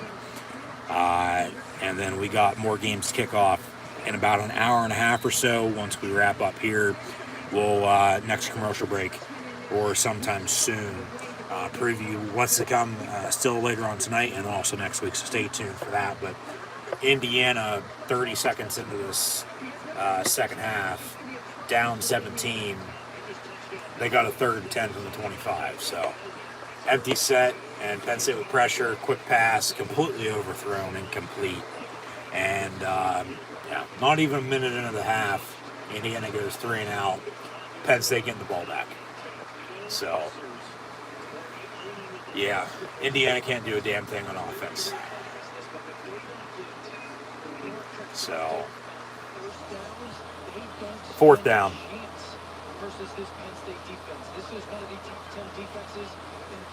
Yep. All Penn State has to do this second half of the lead is run the fucking football. So we'll see if they can or not. Because they've shown they were able to in the first half, but yeah, nice big punt, gonna roll and take an Indiana bounce to the fucking 6-yard line. Jesus Christ, they completely flipped the field. Yeah, 69-yard punt for anybody interested in that. Jesus Christ, man.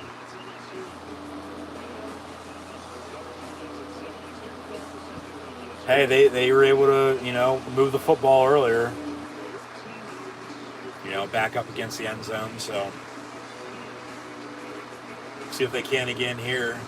Whatever you do, no turnovers, man. No turnovers for Penn State. None. Come on. Don't turn the ball over. Clifford out of the gun, 1st and 10.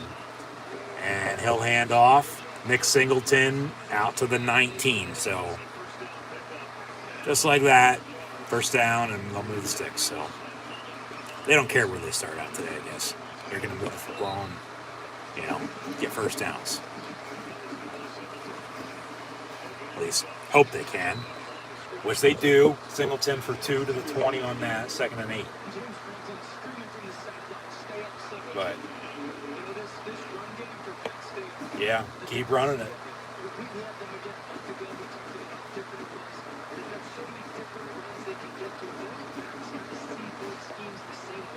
Which is really good. It allows them to get a bunch of runs called to figure out what's working and then lean on it in the second half. They run a toss, but then nowhere to go. Singleton going to be stuffed.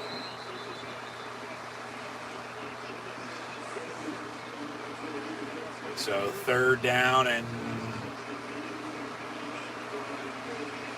as the pile breaks up,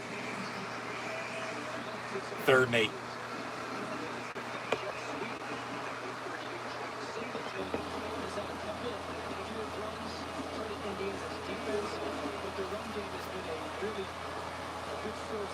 Yep. That's why they're up 24-7. They can't run the ball. Who knows how Clifford's playing? And they only have a 50-yard field goal to show, and they're down 4. You know? All right, 3rd and 8. Complete to Parker Washington, but he's going to be a yard short. So 4th and 1. You got to punt. You're up 17 on the road, early 3rd quarter. Just because you don't get a first down all the time doesn't mean you go for it. You punt.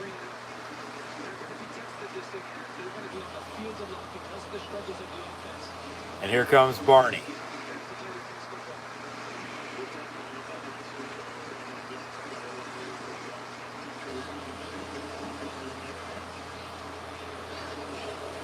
Flip the field like they did. And field at the 30. Indiana on the return, 35-40 to the 42. 1st and 10 Hoosiers from there. And it seems like they'll take a break. Just like all the Indiana students and Indiana football fans in general. Seems like the stadium is emptied out at halftime. And, I mean, there's still some left, but, you know, Penn State traveling well. As they always do. Do have to punt there, but it seems like just Penn State fans are left. But can you get stops on defense and just work clock, you know? So, yeah, we'll see what happens here, but 24-7. But still to come tonight in college football. Nick Saban will return to Baton Rouge. Of course, former Toledo, Michigan State, and LSU head coach, of course, before he went to the Dolphins for 3 years and then to Alabama.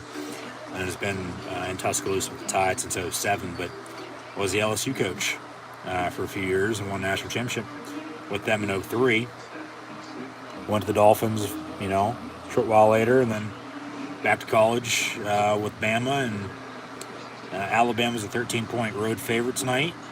You know, LSU's gotten blown out at home this year. That was against Tennessee. Tennessee on the road again. At Georgia, they're getting blown out, though, by the Dogs. But, you know, just like the, you know, Penn State whiteout. Beaver Stadium at night. Death Valley at night, whether that's Clemson or LSU or out in the middle of the desert. Very scary. Alabama's been able to go on the road to LSU and win, though, in, you know, big games like this. I think LSU's going to cover, but Alabama to win. But Brian Kelly in his first year. Slow start. You know, remember they lost to fucking Florida State, who ain't playing half bad. But, you know, entering the year, the way they lost that game, go back to Labor Day. They have turned it around. They're 6-2. You know, lost to Florida State and lost to Tennessee. 6-2, top 10 game tonight, and should be a good one with the Tide and the Tigers.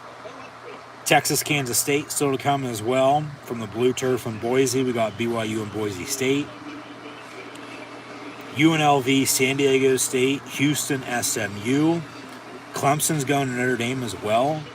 Michigan, Rutgers. Got Arizona and Utah. Auburn goes Mississippi State. South Carolina to Nashville, take on the Vanderbilt Commodores. James Madison, Louisville should be a good game. As should Florida State, Miami, even though, you know, yeah, it's not 25, 30 years ago. Got Wake Forest and NC State in the top 25 ACC showdown. Some Pac-12 after dark with Cal and USC, along with UCLA, Arizona State. And then Colorado State, San Jose State, and Hawaii goes to Fresno to take on the Bulldogs. of Fresno State. Anytime, anywhere, even though Pat Hill ain't the head coach anymore, and Jeff Tedford once again is, Fresno State hosting the Rainbow Warriors. So that's what is going on in college football. Of course, what's still to come. Picked off by Kalen King, though. Penn State first down at the 8-yard line as Indiana goes deep. So, got a flag on the play, but a turnover. So we'll see what the dirty laundry is. Hopefully it's on a DPI, and defensive pass interference. But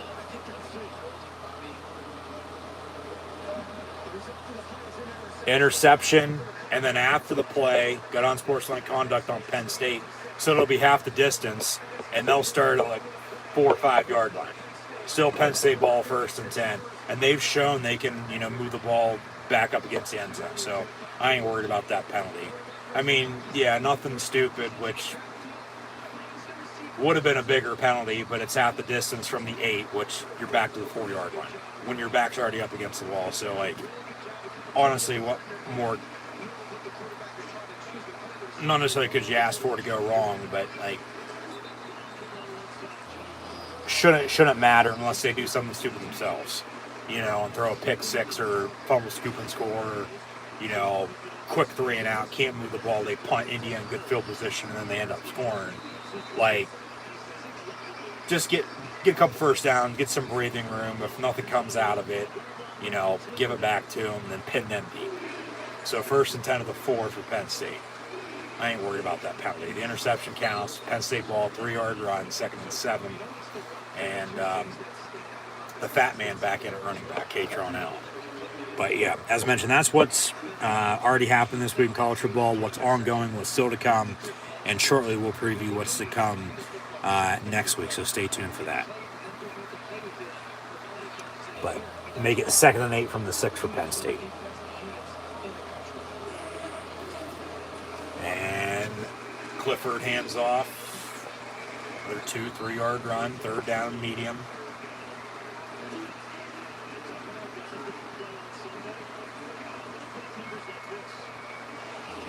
Yep. Yeah, this Penn State defense, their strong suit is the back end. It's the secondary, no doubt about it. And then it's up front. And that was the biggest question, for me on the Penn State defense side of the ball this year is how these linebackers are going to play. Because even though they're LBU, they do have, some experience, but even with the depth they have at every position, they're still young. So, got an legal substitution on Indiana's defense. That's an automatic first down on 3rd and 6 for Penn State. 1st and 10.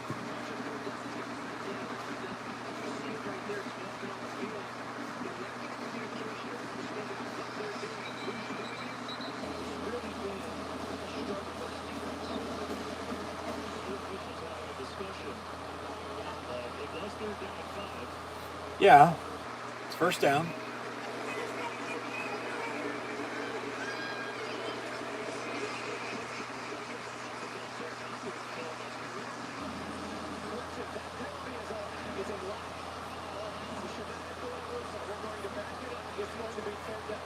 It's going to be 3rd down.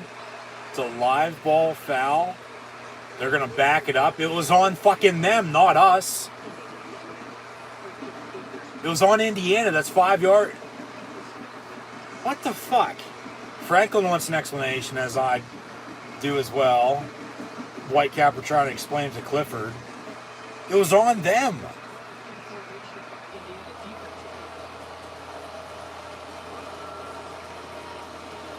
Franklin's livid, and rightfully so.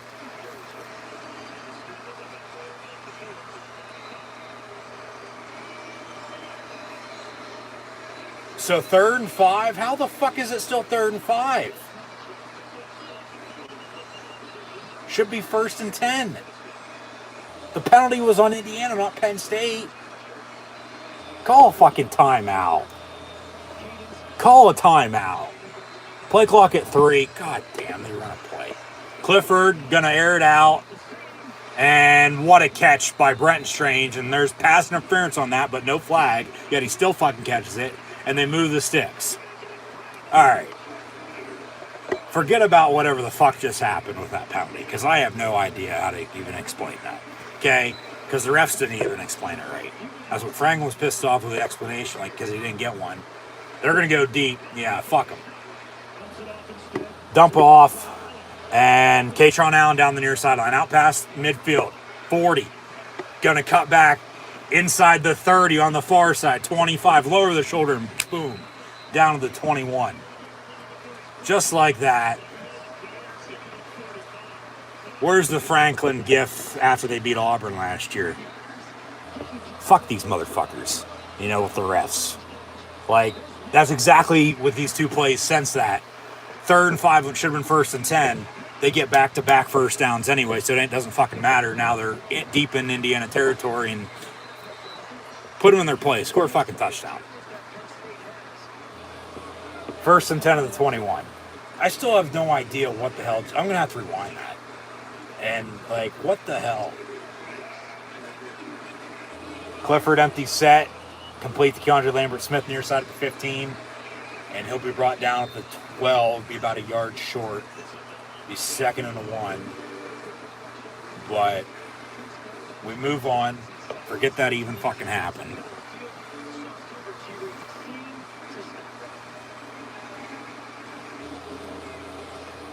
And a quick pass to Johnson. Inside the 5. Touchdown. Or did he step out? Now some pushing and shoving. Flags. God damn. And then, well, he just ripped the dude's helmet off. That's a penalty on them. Should be a penalty on them to begin with, but they'll say on both and probably offset, and they'll replay the down.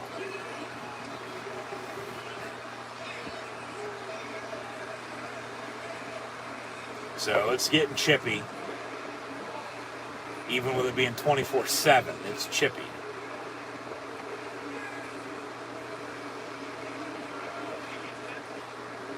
A dead ball after the play. So the play is going to count. So, yeah, 1st and goal, Penn State. We'll see where he stepped out at.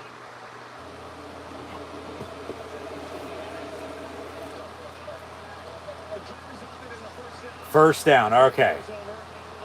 After the play, got on sportsline conduct on Indiana. So it should be half the distance. Actually, after the play, they got it on sportsline conduct with Penn State. So it'll offset, but it was after the play. Down counts, and it's 1st down. All right.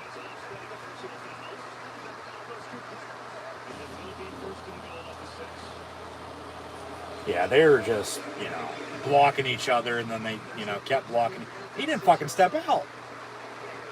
Where did he step out of the 6-yard line at? No, that's a touchdown. That's a touchdown. You got to look at that. Still got a 1st and goal at the 6, but handoff, Katron Allen, 1 play later anyway, he walks in for his 3rd touchdown of the day, I might add. Touchdown Penn State. Boos from the crowd, but, that's from the Indiana fans. Penn State and the nation traveled well, so they celebrate. And today, able to run the football and able to drive length of the field and score. Like, where the hell's this been all fucking season? That's what I want to know. I'm going to have to rewind that again, though. I'm going to watch this drive again because I want to go back to that first penalty. As they said, it was a live foul, which was 3rd down. It should have been a 1st down, which it was, but then they said it was, 3rd down still, but then 2 first downs, and then they end up scoring a couple plays after that anyway. So, yeah, just a lot to unwind, a lot to figure out right there, but it still results in a Penn State touchdown, and that's all that matters. So, yeah, the explanation wasn't, what's the word I want to use, wasn't clear, if you will. Or as clear as it should have been. Even though they said what they said and they sort of retracted it. And rather than 3rd and 5, 1st and 10, it was still 3rd and 5 when it should have been 1st down. So I'll leave it at that. I won't rewind it. We'll stay live TV.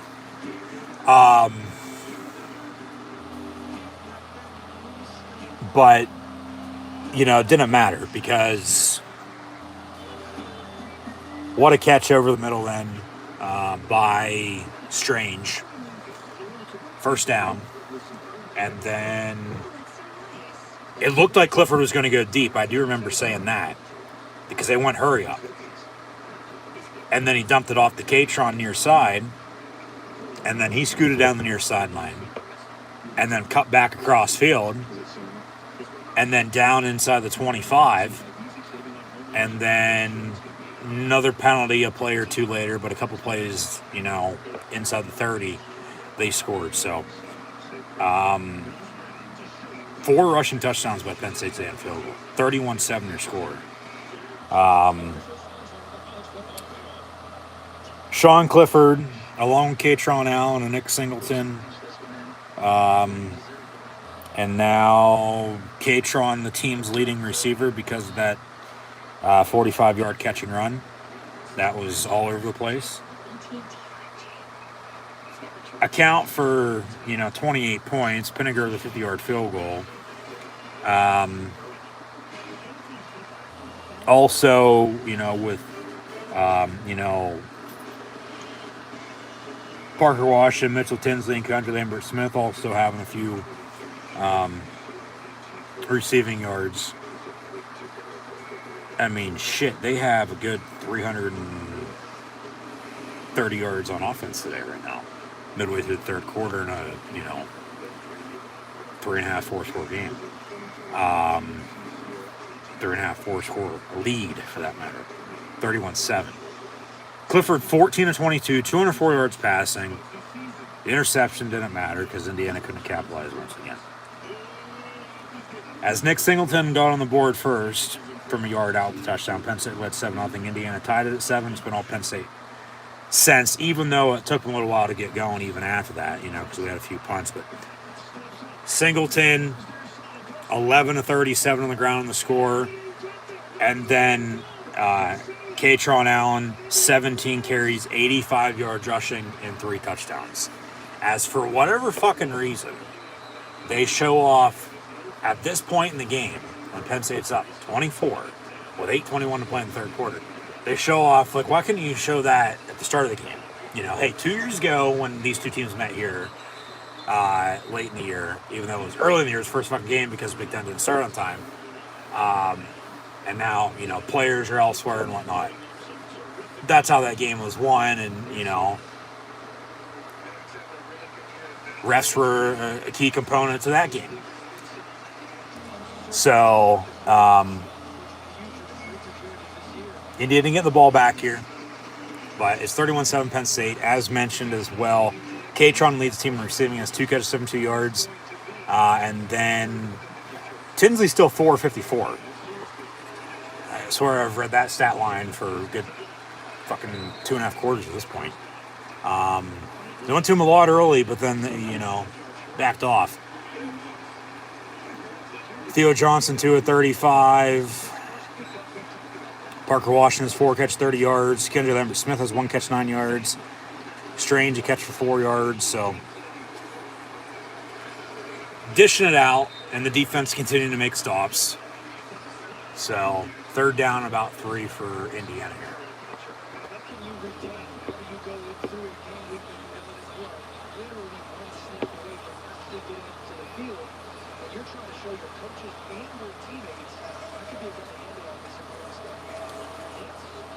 And Sorsby incomplete. Indiana on to punt again. So, run the damn ball. Work clock.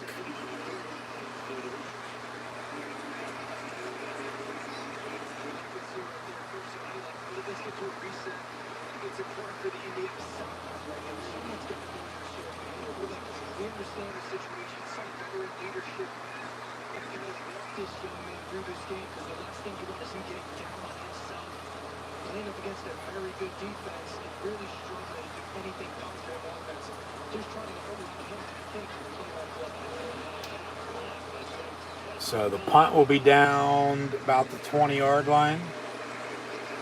Make it the 18-yard line. So be first and 10 the lines from there. Up 31-7. Just run the ball, work clock, get out healthy.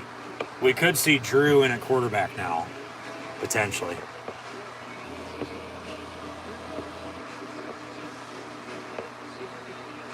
And in fact, we do. Number 15, Drew Aller, in a quarterback for Penn State. First and 10 from the 18, and they'll run it. Nick Singleton. And a late flag coming in from behind, probably a hold.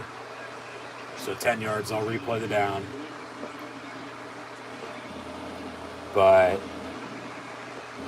he's now played in half the games so far this year.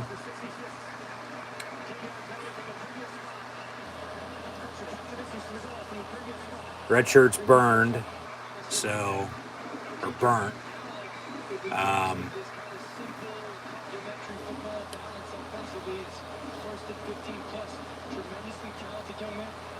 Yeah, playing today, played at Michigan, and then played the whole month of September. Didn't play against Northwestern, had the bye, and didn't play the past 2 weeks. So, yeah, he's played in 6 of the games, which is half of the full season. Drew's pass complete to Tinsley near side. So it's half the distance on the hold, first and 18. And now they got a second down and 11, give or take. Yeah.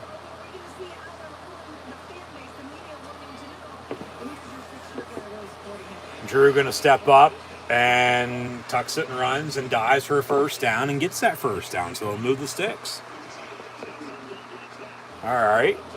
Keep it going. Yep. Young Ben Roethlisberger, young Josh Allen, if you will.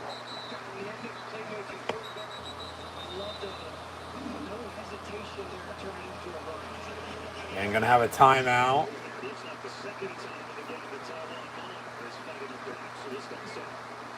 All right. So they'll go to break again and get back to the action momentarily. But 15, Drew Aller is in the quarterback for Penn State.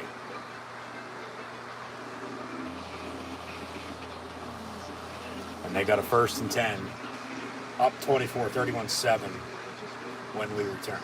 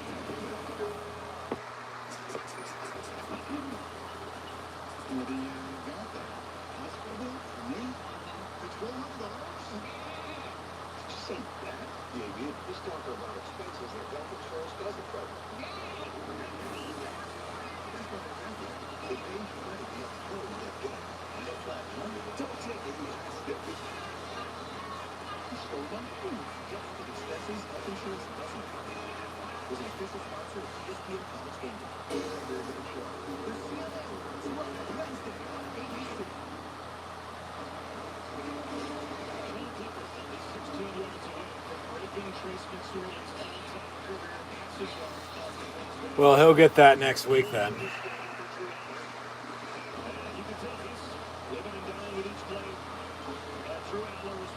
Sean Clifford next week will become the all-time passing leader in Penn State football history. 16 yards against Maryland. I mean, that's, first quarter. Yeah, he should break it next week. Yep. Strange in motion. Drew in a quarterback. Will walk up to the line out of the gun. Plenty of time on the play clock. No need to rush. Just get the play off. And handoff to Singleton. Should have kept it for himself. He would have got a first down. But a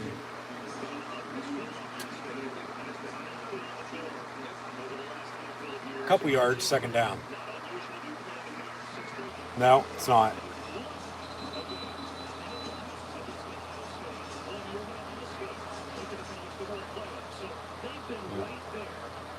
Penn State has been right there. I mean, recently it's been down, now it's back up, but exactly right there. They're ranked 15th, and expand the playoff. They're in each of the years they finish, as they show off that graphic. Yeah, 5th, 9th, 10th, and 12th. They're 15th right now. If they win out, they'll be a top 10 team. Like the top four, it's not going to be any more after a couple of years. Like they'd be in it. It'd be a whole different conversation.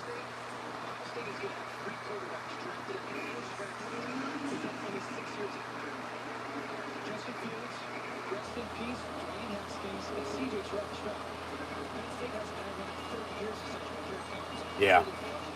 Orlowski's right.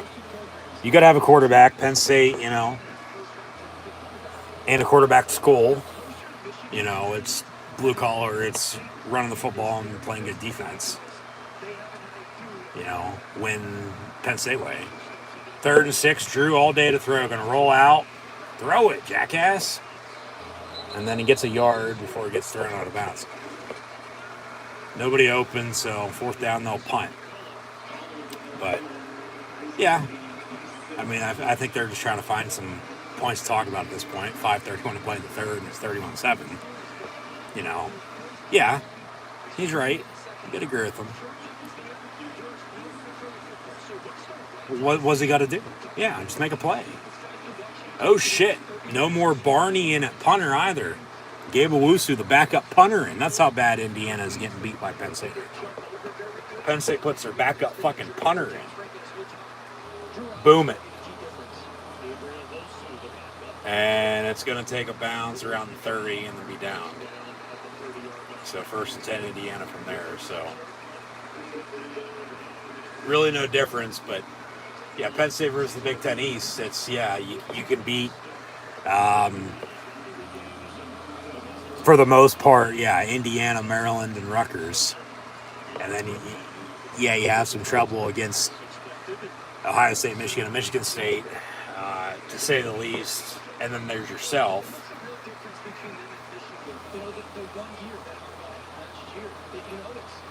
Yeah. And the thing is, too, Penn State should have been in the playoff in 16. The 2 losses kept them out. As we've still not seen a 2-loss team make the playoff since 2014. Since its start, after the BCS era. But, they beat Ohio State and they won the Big Ten, and then Ohio State still made the playoff, which was bullshit then and, still is. Get screwed over one way or another. But at the same point in time, you still got to go out and, win before you get any help. But No, yeah, they're right there, long story short. They always have been, you know. Penn State's not going to settle for less than 8, 9 win, 10 winning seasons. You know, and like I said, for 10-2 finish this year potentially, take care of business down the stretch, winnable games should be all right. You know, and because when you win, there's no talk about anything. When you lose, you know, hell's on fire. Indiana moving the ball, and it's incomplete. Daquan Hardy on the coverage, but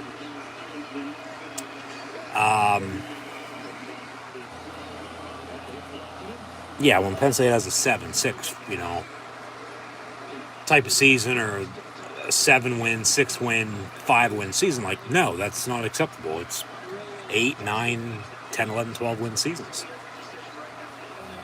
Even up against the likes of everybody else in the conference and the country. Because when you know you can win, and then you win, and then all of a sudden you lose this type of big game or that type of big game, it's like, well, that's when the frustration sets in. You know, right there for the taking, and then you don't take it. But at the same point in time, everything does happen for a reason. So, third down for Indiana. They are in field goal range. Mentioned they're able to move the ball here on this drive. Third string quarterback. Might as well get some experience. And bounces the tackle, but still nowhere to go. And fourth down.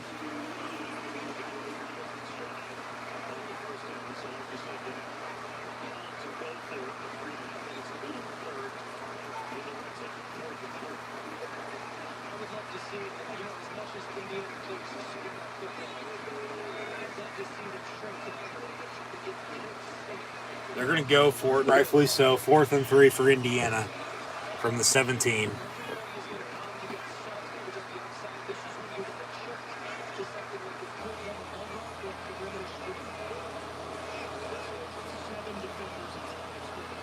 And they bring the house. It's deflected and then picked off. DDS denied Dennis Sutton on the return to the 39-yard line. Be 1st and 10, Penn State. They brought everything but the fucking kitchen sink, and then it's deflected and picked off, and boom.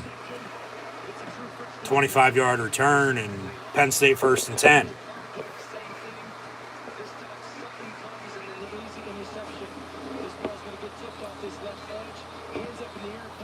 Sutherland on the tip, and then Sutton right there to pick it off, and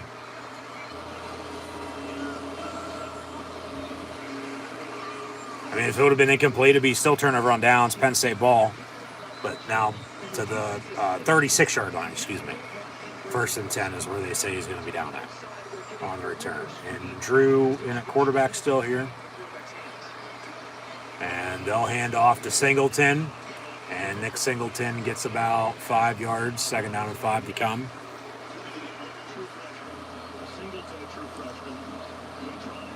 Yeah, they're young. They have some experience, so now they have a lot of depth. That's the thing, saying about potential, with it being very fucking serious. You know, they can do some serious damage. Just watch out.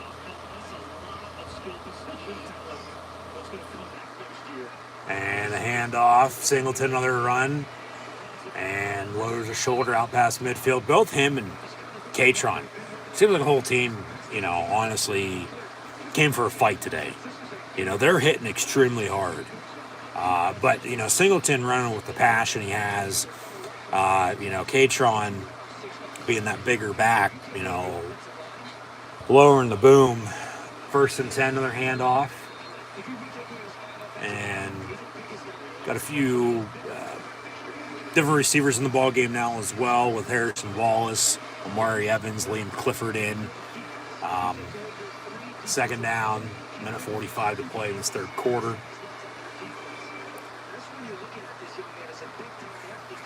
Ready, go. And 43 is the mic. 43 is the mic. Indiana almost jumps off sides, but 8 on the play clock. They'll get it off. Fake the give. Aller looking to throw over the middle. Complete to Clifford. And first down, Penn State. Little brother, the little red dog, Liam. 1st and 10, Penn State, and they go hurry up. Singleton on the give. Up the middle. And boom, lowers his shoulder. 9-yard run when it should have been 5. 2nd and 1. Minute to play in the 3rd. Got one more play here in the quarter, probably. Maybe 2 if you're lucky. Depends on what happens here. Drew gonna dump it off to Theo Johnson, and he gets a first down to the 12. All right.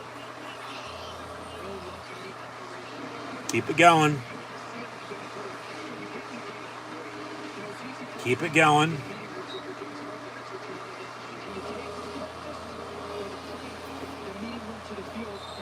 Timeout, Indiana.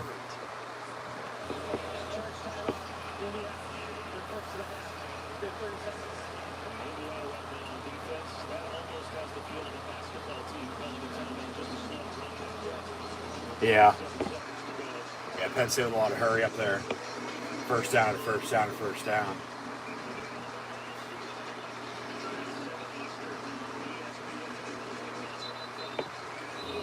So 1st and 10, Penn State here. End of the quarter, we'll update stats and scores, and then preview next week in college football, so stay tuned. Drew ain't looking that bad right now.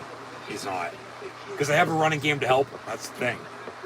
They're right now, and for the most part all day, have been able to move the football. Consistently good. Consistently well. So 1st and 10 from the 12.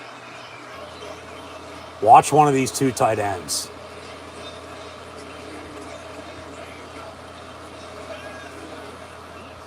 Drew. Ooh, incomplete, intended for Evans, right through his hands. But Singleton almost caught it in the end zone and still falls incomplete. 2nd and 10, 33 seconds.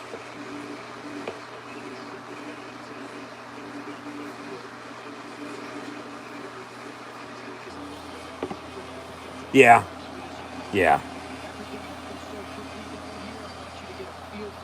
And then get a hopefully 3rd and short and then run and get a first down. Get a set down, 1st and goal.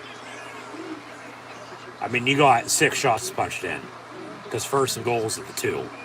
2nd and 10 you're from the 12. Pump fake on a fade near side. Incomplete. Got a penalty flag though. Intended for Strange, but it'll be a defensive hold, defensive pass interference, and automatic first down for Penn State. Pass interference should be half the distance. Foul occurred in the end zone, yeah, so the ball will be spotted at the 2-yard line. Be 1st and goal, Penn State. Yeah.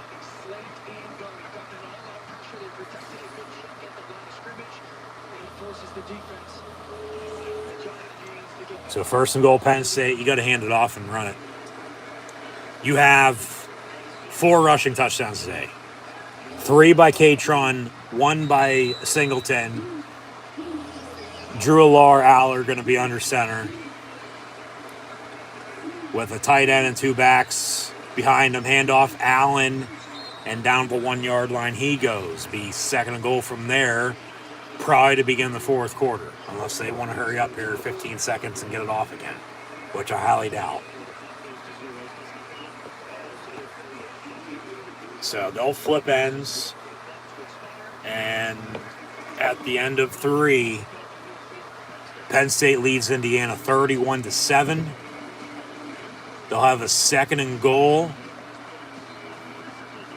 from the 1-yard line to begin the 4th, trying to capitalize off of Indiana turnover, as Indiana offensively really hasn't been able to do jack shit today. But as Sean Clifford's day is done, finishing 14-22 for 204 yards passing. Drew Aller, 3 of 5 for 29 yards in relief. Penn State 4 rushing touchdowns, Singleton with 1, and then Catron with 3 more. Balancing the carries as well, I might add. Hell, they might get 2 100-yard rushers today with 1 touchdown apiece. When was the last time that fucking happened for Penn State football? Singleton, 16 carries, 73 yards rushing and a score. Katron Allen, 18 carries, 86 yards rushing and 3 touchdowns. And then the receiving's, for the most part the same. Katron, 72 yards receiving. Tinsley, 63 yards receiving. Theo Johnson has 3 catches, 39 yards. Parker Washington, 430. Liam Clifford has a catch for 16 yards. That's the little red dog, Sean's little brother. Lambert Smith a catch for 9, and Brenton Strange a catch for 4. So at the end of 3, it is 31-7. Penn State, and they got a second and goal here to begin the 4th at the 1-yard line. Next week now in college football, I might add, got more action on Tuesday and Wednesday, and then some more Thursday and Friday night lights as well. Eastern Michigan, Akron, Ohio, Miami, Ohio, Ball State, Toledo. Got Northern Illinois, Western Michigan, along with Buffalo, Central Michigan, and Kent State at Bowling Green. Next Thursday, Tulsa at Memphis, Georgia Southern, Louisiana, Lafayette. Got East Carolina, Cincinnati next Friday night on Veterans Day. Thank you. Colorado, USC, and then Fresno State, UNLV.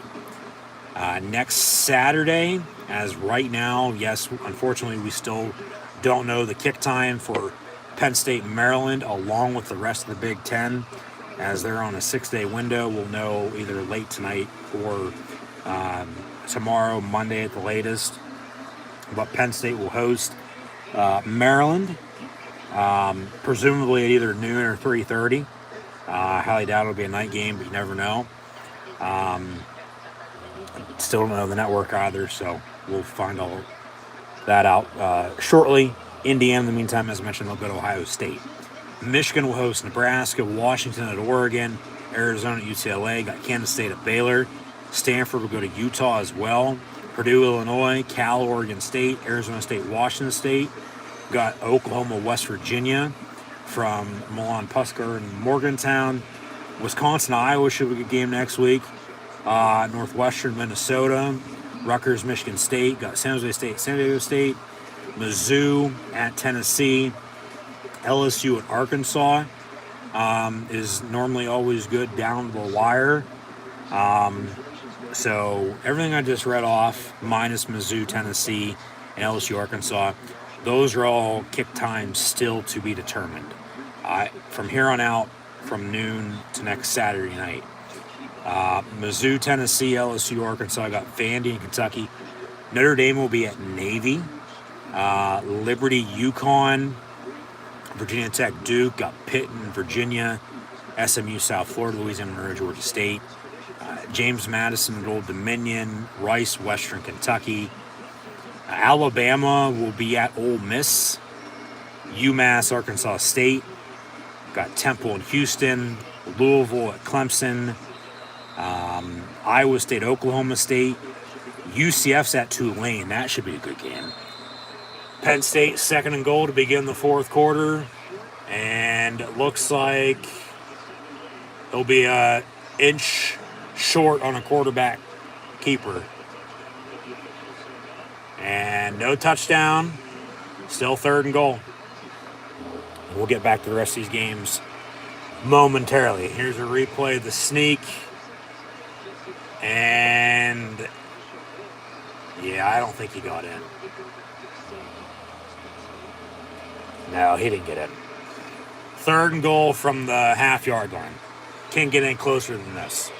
You got to punch it in for 6, though. Come on. You got to score.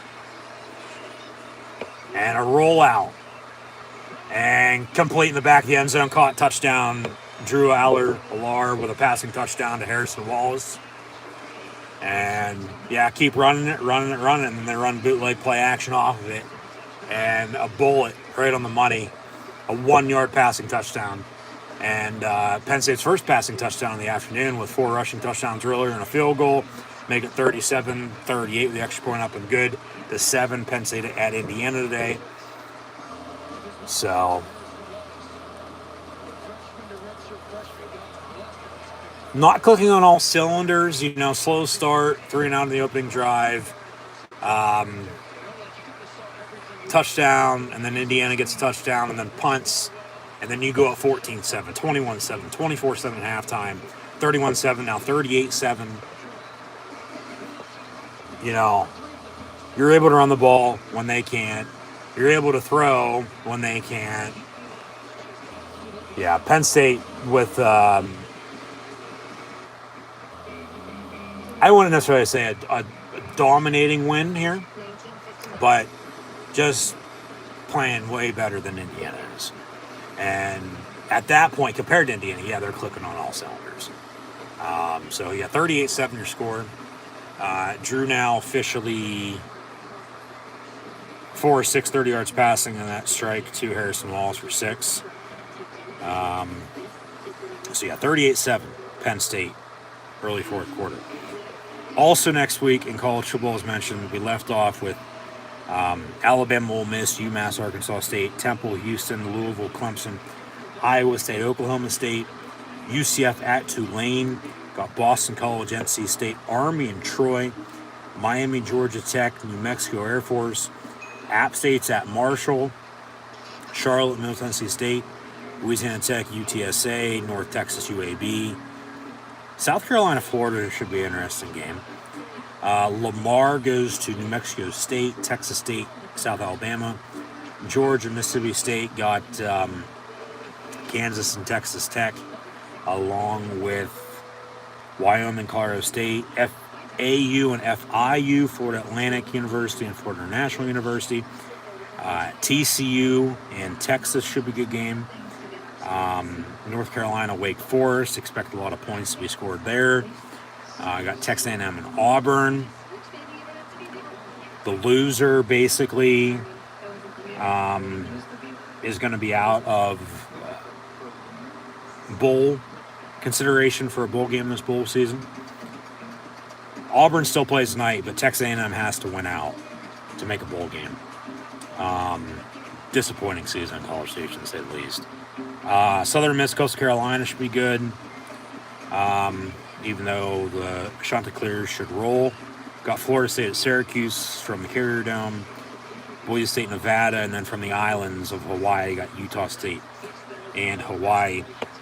So, I mean, yeah. Maryland at Penn State could be at night. I highly doubt it, though. It looks like it'll be at either noon or 3:30. I'd have to guess and say 3:30 because Maryland just played at noon today at Wisconsin for an early 11 a.m. kick from Camp Randall. But Nebraska's also going to Michigan, Indiana, Ohio State. It's ABC, Fox, ESPN, ESPNU, ESPN2, FS1, Big Ten Network as your selections. And, with nothing known, we'll find out. We'll see. They'll be on next week at either noon, 3:30, or at night, which probably be a 3:30 game, as mentioned, if I'd have to guess. Be okay with a noon game, but then they go to Rutgers, and then they get Michigan State. I'm thinking that Rutgers game is probably going to be... the rest of the season is going to be at either noon or 3:30, but I'm thinking that Rutgers game is going to be at noon. I am. But Rutgers, also could be at night, as Indiana muffs the kick return, but they recover, and then to the 14-yard line they go. Rutgers is getting Michigan at home tonight. They've already gotten both Iowa and Nebraska at home. I might add also at night, and then they get Penn State in 2 weeks at home, but no kick time yet. Well, we should know that Monday as well, potentially next Sunday at the latest if it's also on another 6-day window. But the Michigan State after Thanksgiving, yeah, noon or 3:30, probably 3:30. Because then, Michigan, Ohio State will be before, and then for the Big Ten East, playing both games at once as Daquan Hardy returns the interception to the 4-yard line. So first and goal, Penn State, 13:55 to play. Gonna look to add more points on the board. We'll know in due time, long story short, with all that being said. But first and goal, another INT for the Penn State defense. Here's your replay. Yeah, pressure. Talk about it all season. The pressure to the turnovers.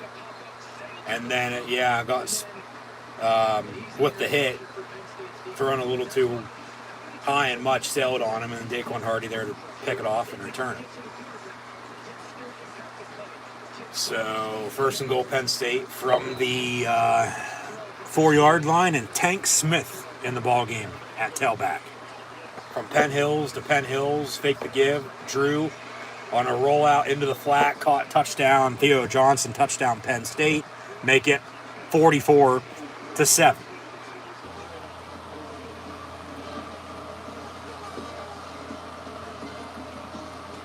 Pouring it on, I mean, okay, they're just playing football.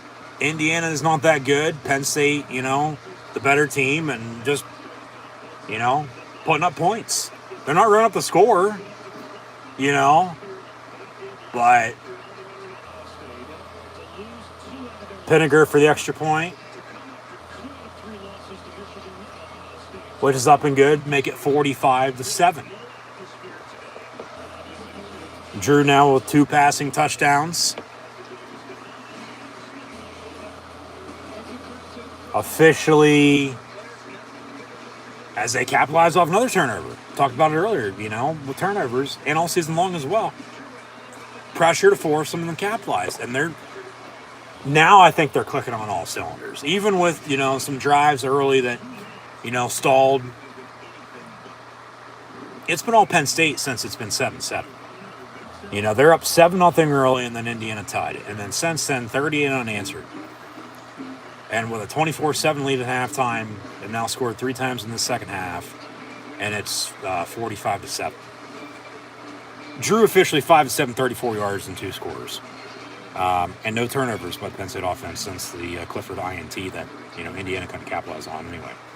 If they could have and would have, then maybe it's a little different with, what's happened since. But Penn State defensively with 3 interceptions, and 2 of them for 20-plus yards on the return. And they also had a good punt return. They're looking good. They are. And they can keep it up, Once again, when you're winning, there's no talk about anything. But then as soon as you lose, boom, goes the dynamite and hell's on fire. And when you lose, you say little. When you win, you say less. So I'm going to try to say less today, even though I know, go on and ramble, talk about this or that, and, recap the win. But Penn State going to get 7-2. When they had 7 wins all of last year. Okay. After a 5-0 start, lost 6 of 8, finished 7-6, and their 5-0 start, 5-1, and then 6-1, and they lose last week.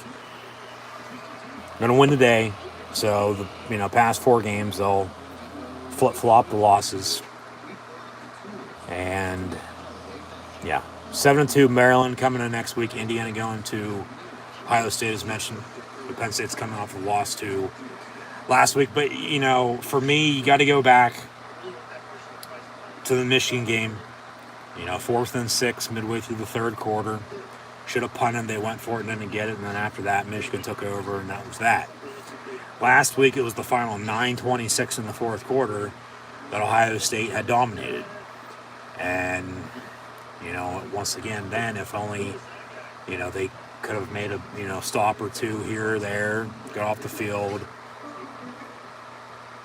stopped their run a little bit more, turnovers. Just could have been a hell of a lot, different story. They, I'm not saying could be undefeated by any means, but very well could have, but at the same point in time, I still highly doubt it. because there probably still would have been something that probably wouldn't have gone their way. So you got to take it for what it's worth. Take it for granted, and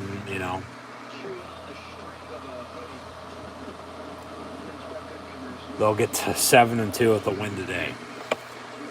And we're to the point in time that talking about chewing on the string of your hoodie is the main topic of discussion with how bad this game is. Shout out to Dan Orlovsky, who is on the call with Bob Wischusen today and doesn't get enough credit. But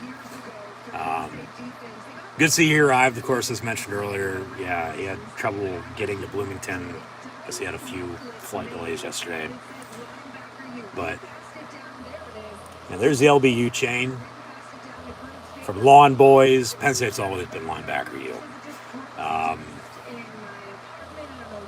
I'm not going to go through the names. If you know. I mean, I could, buy some time for the hell of it. It's 45-7. But as Indiana got a good kick return to the 28-yard line there, 1st and 10, going to get about 8 on that play on a dump off in the flat near side, so 2nd and 2. But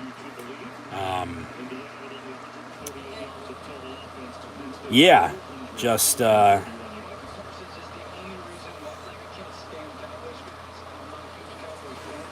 and 1 handoff.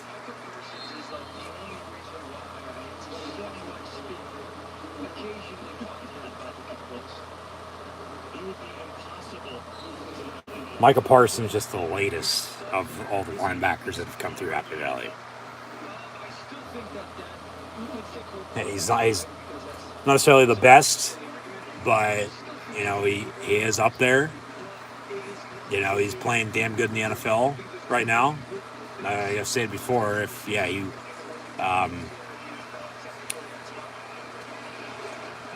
wouldn't have saw T.J. Watt break the sack record last year, he probably would have won Defensive Player of the Year, but he won Defensive Rookie of the Year. And he's, probably going to go for that award this year for Defensive Player of the Year when he's playing. But, no. Talk about LBU. Yeah, Penn State, a lot of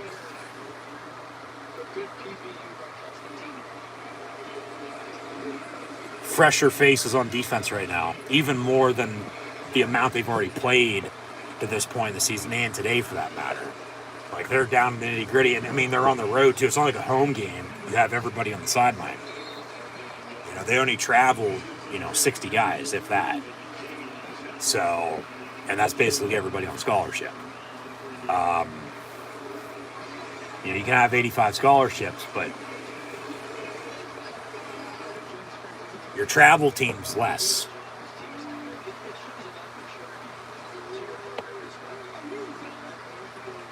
So,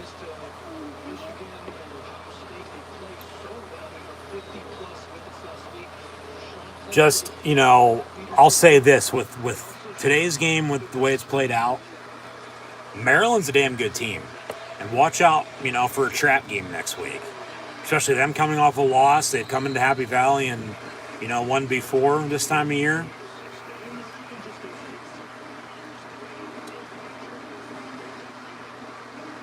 Don't take a back seat next week. Don't start slow. Don't, do this or that to hurt yourself. Yeah. And that's the frustrating part about it, that, they still finish potentially as good as they will. False start by Indiana, but, could have won this, could have won that, and then you're right there.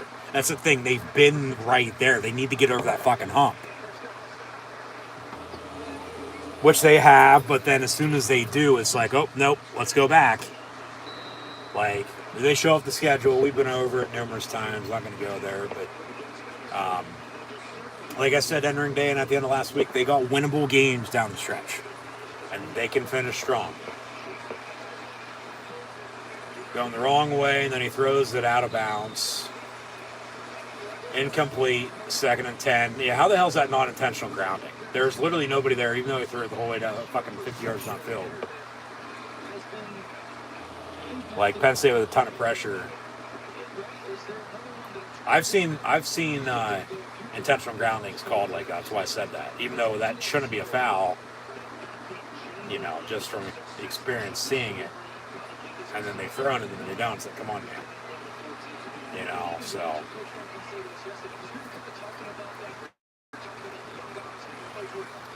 Second and 10, Penn State. Going to bring pressure and incomplete. Make it 3rd and long for Indiana.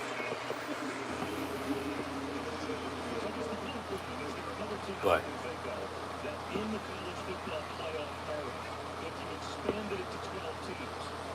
yeah, Penn State's in it.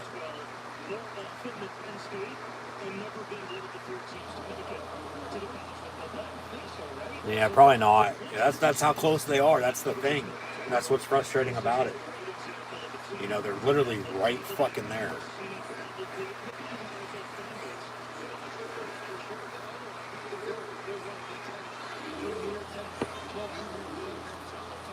Yep. Handoff and be 4th down at the 45. And as much as flack that Franklin gets for this, that, or the other, like, win's a win. It doesn't matter at the end of the day then. So. Yep. See, Orlowski knows what he's fucking talking about.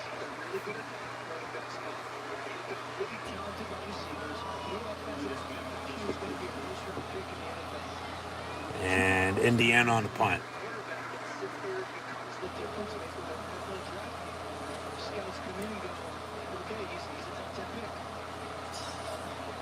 And down to the 1. Down to the 1-yard line. Yeah. We'll see how many problems Penn State has now on this drive. Be 1st and 10 at the 1 when we return. Got to go the distance. Around college football right now, seems like a lot of blowouts at 3:30.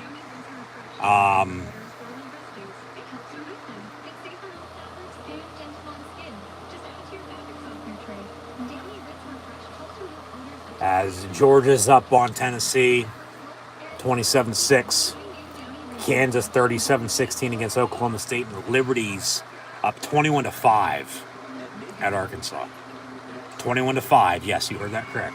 21-5. Field goal and a safety for the Hogs.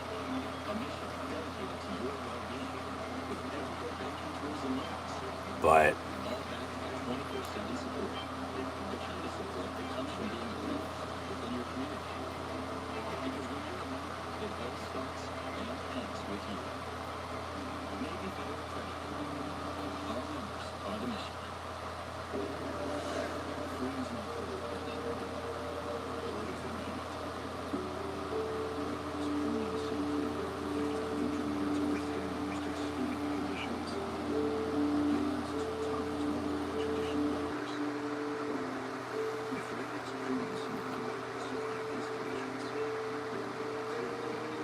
also, with that being said, Oregon's up 49-10 at Colorado. Michigan State 23-15 at Illinois. So the Big Ten West is still going to be up for grabs if Illinois loses today. It's a one-score game. Pitt up 19-9 against Syracuse. A one-score game with UCF and Memphis 28-21. Iowa State blowing out West Virginia, just like Washington State still is against Stanford. 31-7 and 45-14 respectively.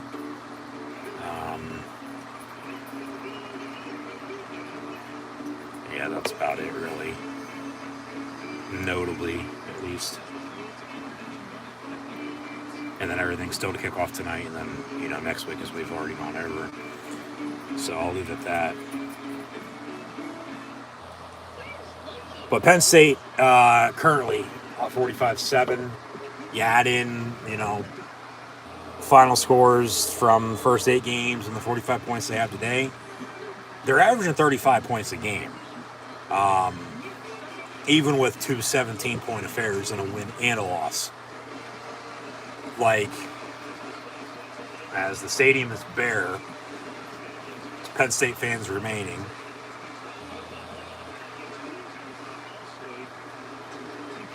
I think they should be able to win out. I do. Like I said last week and entering today, they got 4 winnable games in front of them. That's one at a time, though. You don't want to get too, full of yourself and too far ahead of yourself. Going to Rutgers in your final road game in 2 weeks, to an extent, is going to be tough.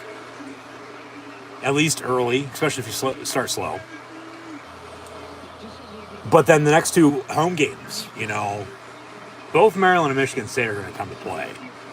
And they've already beaten another M team at home this year in the Whiteout, Minnesota, along with, Northwestern out of the Big Ten as well. So, yeah, I lost Ohio State last week and lost another M team on the road in Michigan. But, honestly, if they finish 7-5 after 7-2 today, let alone, and that means losing out, which hope to fucking God that doesn't happen. Or then, 8-4 and you lose to one of these next 3 teams and win the other 2. Or split, win the other one. Even 8-4 at this point, I think, would be disappointing. 9-3, a loss probably to either Maryland or Michigan State would be the one, because I think they beat Rutgers. But watch out for Rutgers. I'm just telling you, Greg Schiano, former Penn State assistant, chopping in Piscataway. Yeah, a lot of problems for this Penn State drive from the 1-yard line. They only get a couple yards and a couple incompletions and a penalty now, and half the distance they'll replay 3rd down. So, 9-3, yeah, okay, and then you can still win the bowl game and get the 10 wins. But wouldn't you want to get 10 wins before bowl season and then get to 11-win year, and win the bowl game? And even if you'd lose the bowl game, it's still a 10-win season.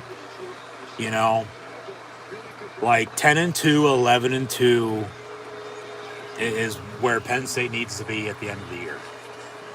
3rd and 9, they run a bubble screen. Liam Clifford to the 8, but he'll be short, and Penn State can have to punt here on 4th down in the 4th quarter. Why the fuck are you standing out there on offense? You're back inside the 10-yard line. You punt the football. I don't care if you're up 45-7 or not. You punt the fucking ball.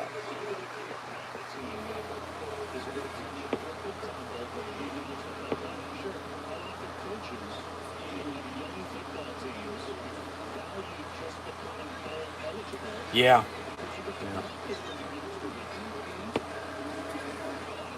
Gabe on to punt, and not a good one. Down to the fucking 40. 30-yard punt for Penn State.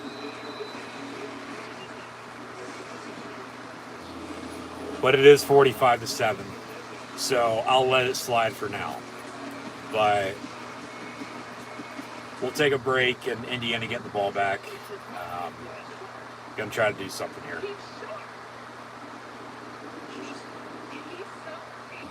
So, Tennessee fighting back.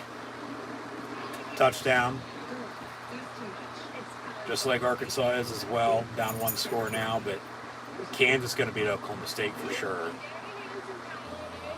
I mean, it's still a 2-score game with Tennessee and Georgia.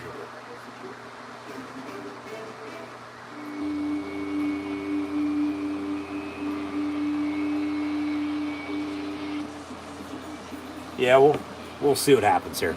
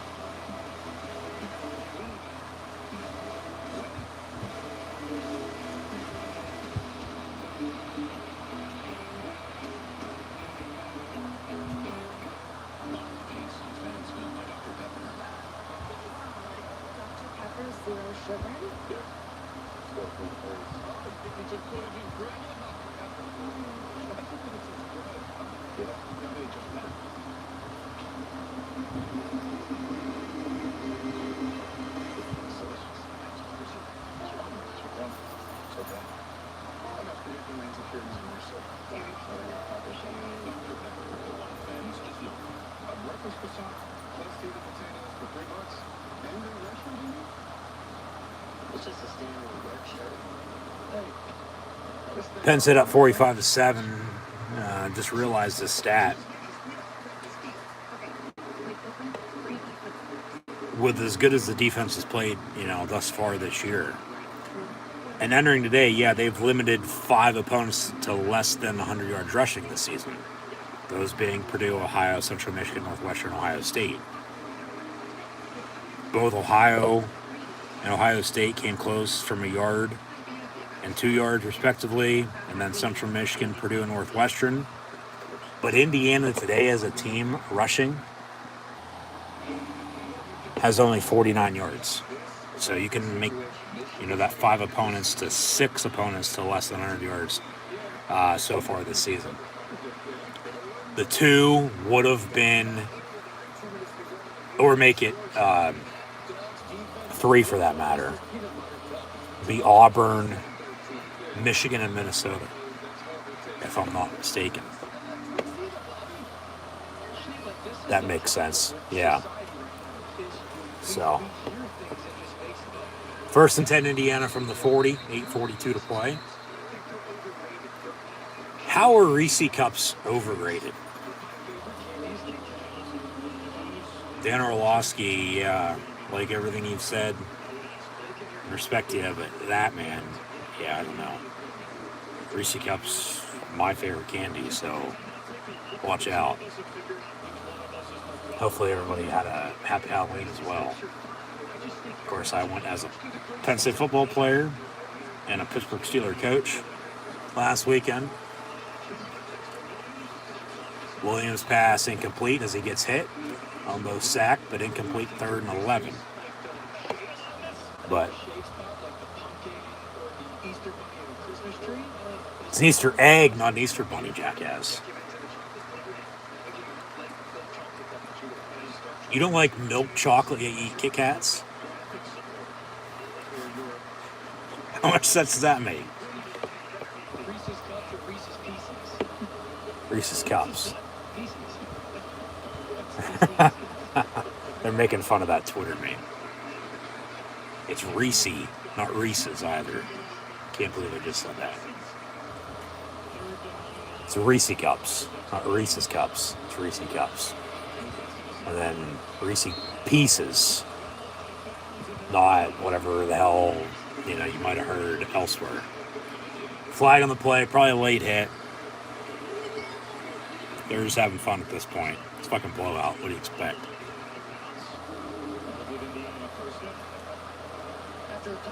After the play was over, personal foul on Penn State. That was on Amin Vanover. So 15 yards, automatic first down. 38-point win right now for Penn State. They won by 24 last year.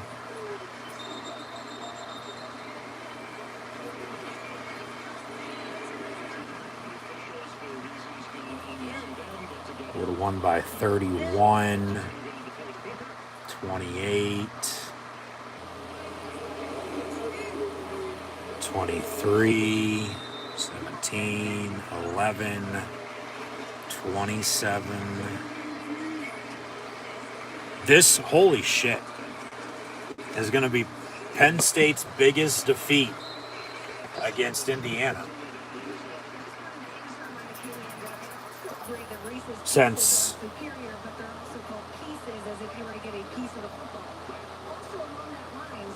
2003.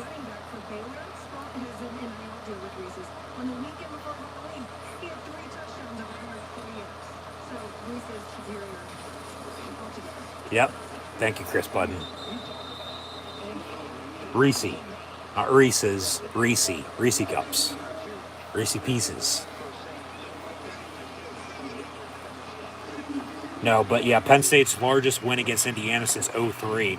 If this 38-point lead holds, 3rd and 5 from the 15, a dump off, 1st and goal, Indiana down to 6. But in '03, Penn State won 52-7.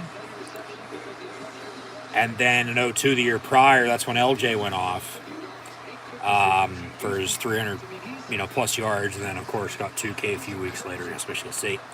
Penn State won at Indiana 58-25. Indiana down at the 1. He's 2nd and goal. You got to keep him out. Just like you did in '04. Holding on to a 22-18 win. 2nd and goal, handoff, touchdown, Indiana. God damn it. So the 38 back to 31. And they beat Indiana by 31 back in 17. That was when they first wore the Generations of Greatness uniforms. And Saquon Barkley took the opening kickoff to the house for a touchdown. That was a 45-14 win. Currently sits at 45-13, depending on the upcoming extra point. So we could have a similar score, just like we did with Penn State Northwestern earlier this year, 17-7. But, the other team wins.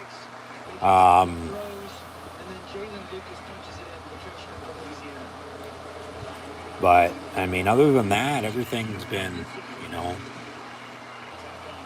touchdown or 2 touchdown games for the most part. That's what I've said before, when these two teams meet, Indiana normally gives Penn State all they can handle, but same point in time,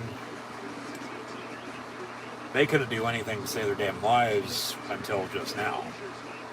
So, they tied it at 7, but it was all Penn State, and then they, cut it again, but probably kick an onside kick here, I'd have to think.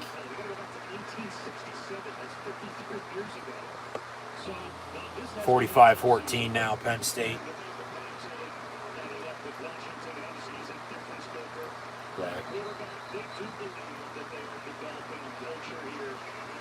They have with Tom Allen. He's in his 6th year. How short's his leash if they're going to continue just to lose like they, are used to doing, rather than, a couple good years in the past few years. So he can recruit because he's a former high school coach. He knows, how to get kids to go to school. Indiana on an onside kick. Penn State with a recovery at the 49-yard line, so never fails. Another onside kick with these two late in the 4th quarter, whether the game's like this or close.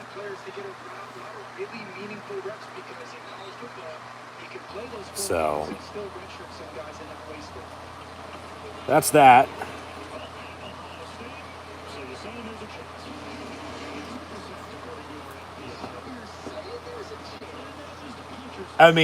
If they lose today, which they're going to, there's no way they beat Ohio State, and they're not getting a bowl game because they have 7 losses in. And then the best they finish is 5-7. Indiana is either 7-5 or 5-7, but they'll fall to 3-6, and then best at 6-6, or 3-9. But yeah, I'd like to get them to a bowl game. More merrier for Big Ten teams, but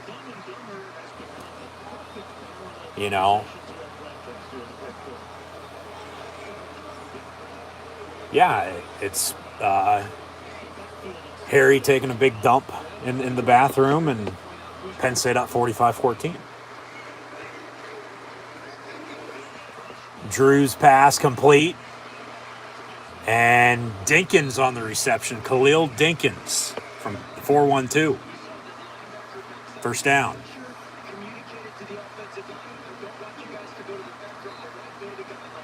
So they scored. Why can't you score again? You got 5:18 and 3 timeouts. Keep moving the ball. 1st and 10 on the 34-yard line, especially with these backups. Get them experience. Malik Megan at receiver as well, along with Evans and Clifford. As Dinkins is in motion, Tank Smith in at tailback with Drew Aller 15 at quarterback. High snap, he gets it down, hands off, and Tank Smith, what a tank. All 5'8", 250 of them. Gets about 4, maybe 5 yards.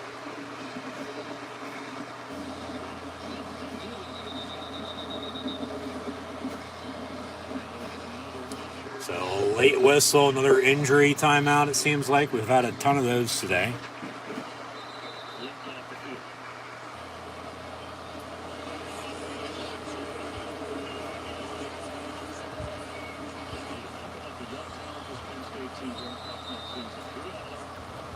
Next season, they still got 3 fucking games left this year, plus a bowl game, make it 4.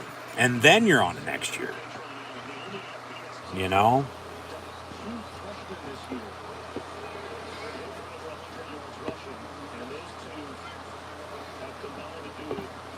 So 2nd and 6 from the 30.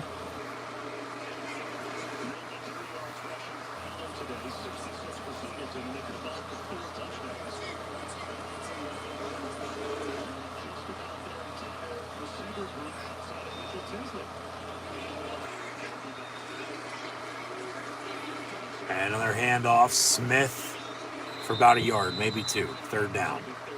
With 3:50 and counting to play. And at this point, they're not going to score. So we'll get a 45-14 win for Penn State over Indiana. Once again, and for the second time, all-time, and the second time in the past 5-6 years, I might add as well, for the same exact score. So Penn State just,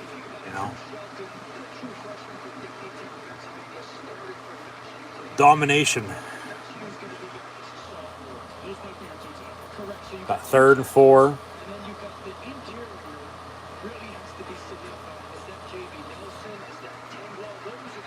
Another handoff, nowhere to go. 4th down, and I mean, you don't want to kick it. You don't want to run the score on them. You got to go for it. 4th and 4, and hopefully you can convert. Especially with these youngsters, 4th and 4, what do you got? Yeah, you're not going to kick it. It's not like it's fucking 3-point lead or a 7-point lead, Put the game out of reach then. Like, you're up fucking 45-14. You go for it.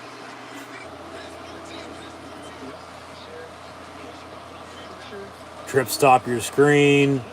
And then in the flat top of your screen, complete the Clifford, 1st down Penn State. Indiana with 2 timeouts. You got 2:25 to play. Yeah, you could probably work clock. You could run the ball, run it. I mean, if you score, you score because they can't stop the run. Arkansas 2-point away from tying this game up to 21 with 1:11 to play. Game's on the SEC Network, by the way. Georgia going to beat Tennessee as Kansas beat Oklahoma State. Those are the 4 games I was watching here. Arkansas gets the 2-point, it looks like. No, he's down, short. So 1st down, Penn State. Clock's going to roll. Tank Smith going to lose about a yard. 2nd down. Yeah. Liberty's going to beat Arkansas because Arkansas only has 1 timeout. 2-point, no good, 21-19. And Hog fans can't believe it, but they didn't play good anyway. 1:15 and counting here. 2nd and 11 from the 20. Tom Allen ain't going to call any timeouts. Penn State ain't going to take any knees, but, we're going to get some reps. And Drew, trouble with the snap, looking to throw. Complete. And Double D with 1 minute to play gets, we'll see where they spot it.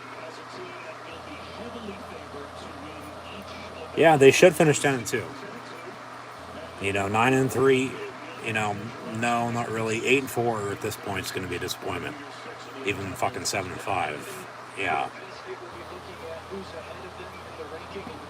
And yeah, 15th, they should rise with, a few teams losing.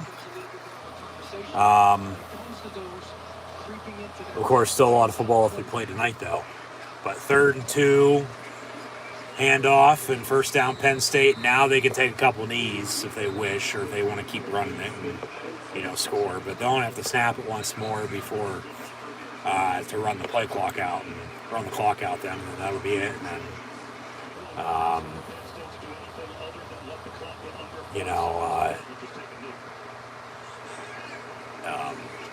Indiana's not calling a timeout. So, yeah, 1st and goal, under 40 seconds now. You can take a knee and ball game. So, from the 8, yeah. They'll hand off and run a play, about a yard. But that should do it, under 15 seconds. 1st and goal, unless they go hurry up. Which, yeah. Penn State going to win today, 45-14 at Indiana.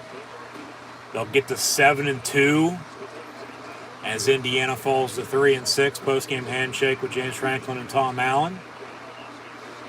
And they'll sign off on ABC. And we are Penn State with a win. After a loss, they won last month. After the loss last week, they win once again today. 2 of the next 3 games are at home. They got to go to Rutgers in 2 weeks before Thanksgiving, and then they get Michigan State at home after Thanksgiving. But they get Maryland next Saturday at a kick time still to be determined.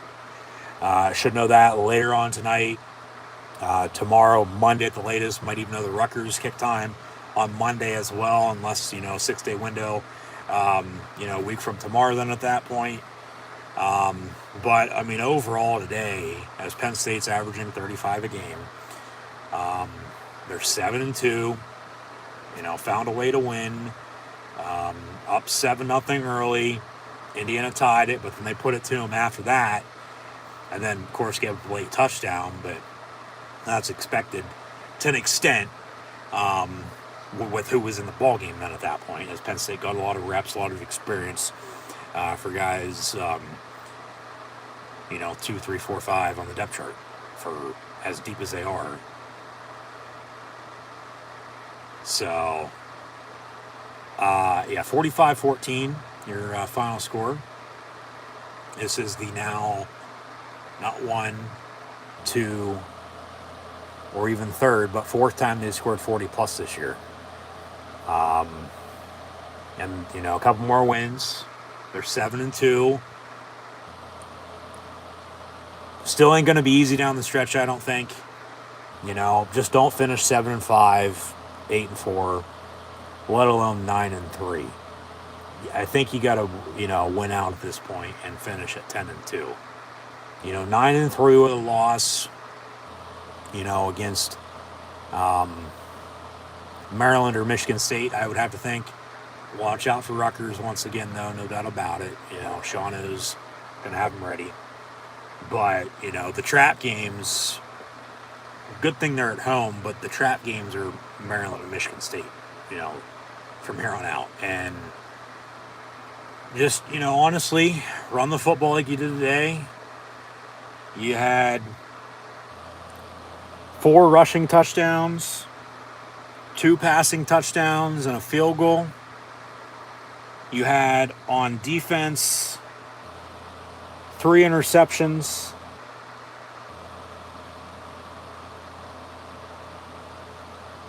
It seemed like they won the field position battle. Penalties were split at 5. They won the time possession battle by 11 minutes. They controlled the clock with running the football. And, about 500 on 3rd down. They were 2 for 2 on 4th down. Had almost 500 total yards, with over half of that, of course, in the air. But on the ground,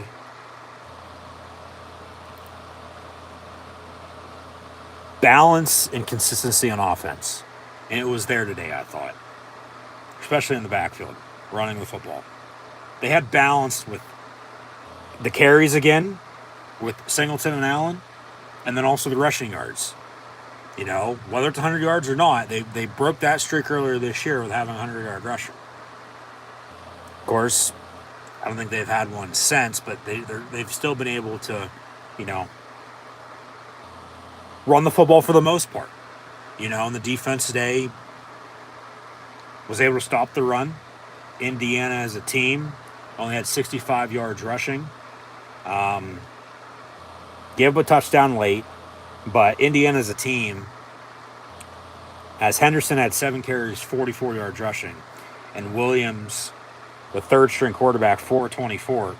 Tuttle went down early, had 10 carries, 10 yards. He's also 9 and 12, 82 yards passing and a touchdown to tie it at 7. Indiana as a team had 34 carries for 65 yards rushing and a touchdown. Sorsby, 8 yards passing, and then Williams, 41 yards passing. But IU overall, honestly, couldn't do a damn thing.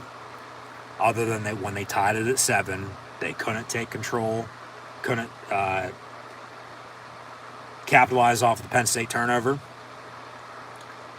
And then, as Penn State had 3 interceptions, they capitalized off of those. Weather, you know, wasn't really that much of a factor as much as I thought it would be with the wind. But Penn State was able to run the football on offense today. And they were able to punch it in rather than, you know, settle for 3. You know, 6 touchdowns is 42 points. 6 field goals is 18 points. Okay? So do the math if they can't punch it in, long story short. Which, I mean, of 6 touchdowns, I would have to think you're going to punch it in, you know, at least half of that amount. You know, so you still have some points to give at that point, but, you know, you don't want to give anything. Yeah, 2 passing, touchdowns, and 4 on the ground, and a field goal, 45-14. It was honestly, I thought, one, no doubt about it in the backfield, but in all 3 phases. I mean, special teams had a few, you know, decent punt returns for the first time in quite a while. The defense played their hearts out like they always do. You know, they were able to stop the run, they were able to stop the pass, making plays, hitting hard today. I mean, man, they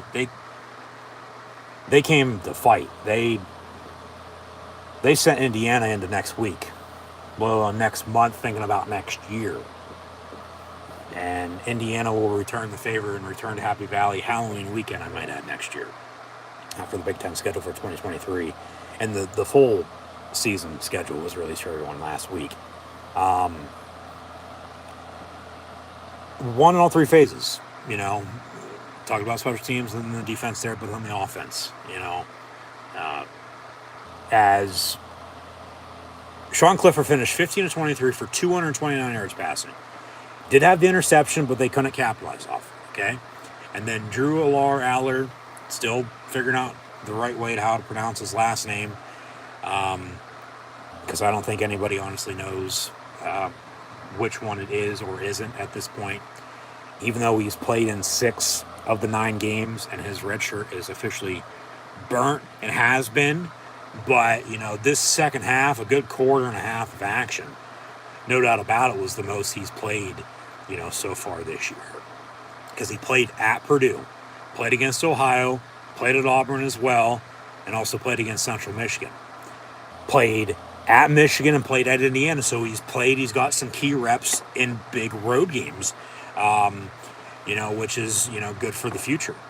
The 3 games he didn't play in were Penn State's last 3 home games against Northwestern, Minnesota, and Ohio State. And then, of course, the bye week, which, you know, you're getting reps, and then they're bowl eligible. They have been. They're 7-2, and, you know, you get an extra month of practice, basically, and Clifford in his sixth and final year. Drew's the starting quarterback next year, and they have young true freshman running backs as well to go,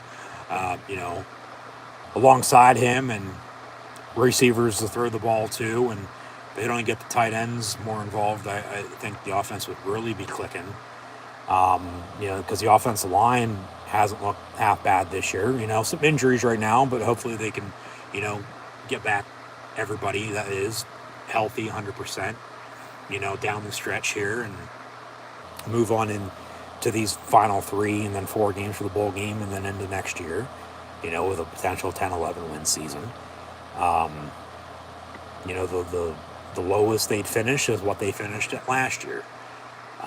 As they won their 7th game today, they won a total of 7 games all of last year, for God's sakes. Finished 7-5 in the regular season and then 7-6, of course, for the bowl loss against Arkansas, who lost to Liberty just a second ago, I might add, 21-19. So these night games are about to kick off here, quarter after 7 this October. Make it November 5th, Saturday night.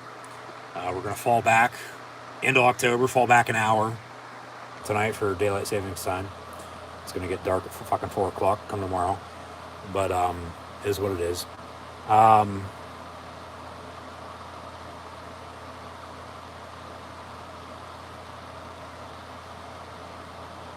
They still have serious potential. Believe me, they do.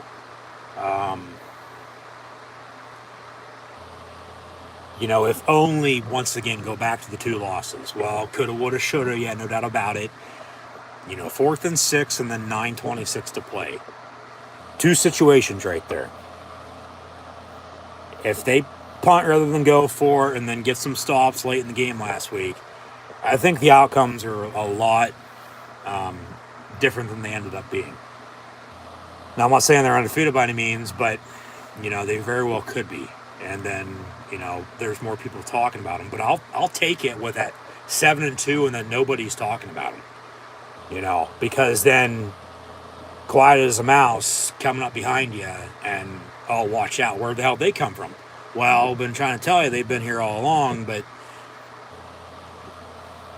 not getting the credit they, potentially deserve. Well, then, that's on you, not me or them, for that matter. So, no, win's a win. Team win today for Penn State. That they started to click in all 3 phases and all cylinders there late. I know I said a point in time, whenever that was, early 3rd quarter, that then it didn't seem like they were, but then they, kept it up and, kept it going. So, no, they put it to Indiana, 45-14 your final score. And now you got Maryland coming in next week. But as mentioned, with Sean Clifford finishing 15-23 for 229 yards passing, had the INT, but they couldn't capitalize. Drew Aller was 9-12, 75 yards passing, and 2 touchdowns. 1 to Harrison Wallace, and then the other 2, Theo Johnson. Both were from inside the 10-yard line. But they were able to get down inside the red zone, inside the 10, because of how good the drives were. And then, field position with how good the defense was playing. And then Katron Allen led the team in both rushing and receiving because of a 45-yard catch and run. He had 18 carries, 86 yards rushing, and not 1, not 2, but 3 rushing touchdowns. And then also had 2 catches, 72 yards receiving. Nick Singleton had 16 carries, 73 yards rushing, and a touchdown. And then Drew had 3 carries, 11 yards, I might add, as well. Tank Smith, 6 carries, 6 yards. Tinsley, 5 catches, 63 yards. So, yeah, Indiana likes to give up, it seems like, 60-plus yards receiving to him. Because they did the same when he was at Western Kentucky, I might add, last year. And then also today. As an Nittany Lion, Theo Johnson, 4 catches, 43 yards in the score. Liam Clifford had 3 catches, 31 yards. Parker Washington, 430, back to, quiet afternoon, quiet game. Brenton Strange, 2 catches, 29 yards. Khalil Dinkins had his first catch for 17 yards as well. Kendra Lambert-Smith, along with Holsworth, a catch for 9. Holsworth also had 5 yards rushing, I might add. Harrison Wallace, a catch for a yard in that touchdown. But, no. Almost 500 total yards, 6 touchdowns, and a field goal. 3 turnovers on defense. Some decent punt returns. They controlled the time possession by 11 minutes. It seemed like they won the field position as well. 5 penalties apiece. The refs let them play to an extent. They called the obvious ones. Would have, of course, no doubt about it, like to have some, clear explanations on a few things. But, zebras are going to zebra. So, yeah, a 45-14 win for Penn State. They're now 7-2. Maryland next week. They're 6-3. They lost at Wisconsin earlier today, 23-10, I might add.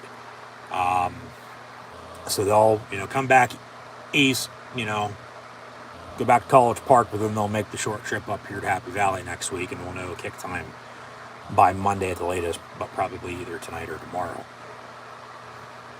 And it's probably going to be either noon or 3:30, as mentioned earlier. I wouldn't be surprised if it's a night game, but I highly doubt it.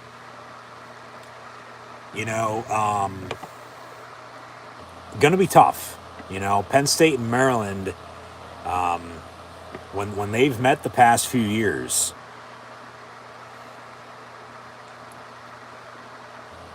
as last year,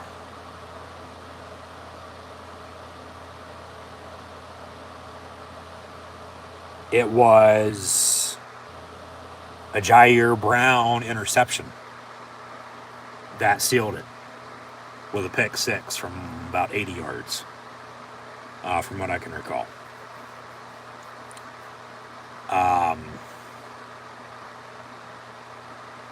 They found a way to win late. The defense got the job done.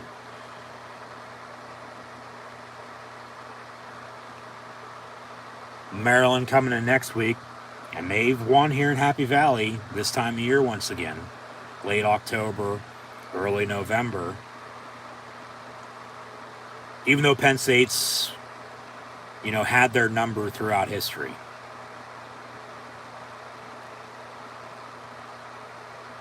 Even when they, weren't conference opponents.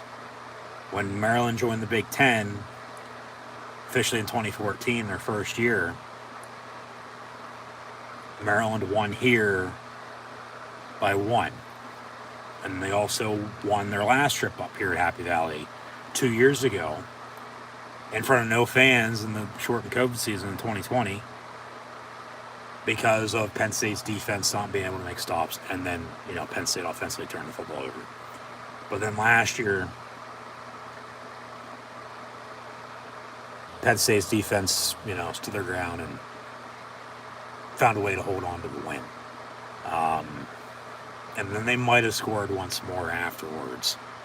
I can't recall, but it's going to be a tough game next week for Penn State, I think. Could be another game like today.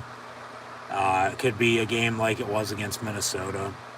I don't know how the weather is going to be. It's that time of year.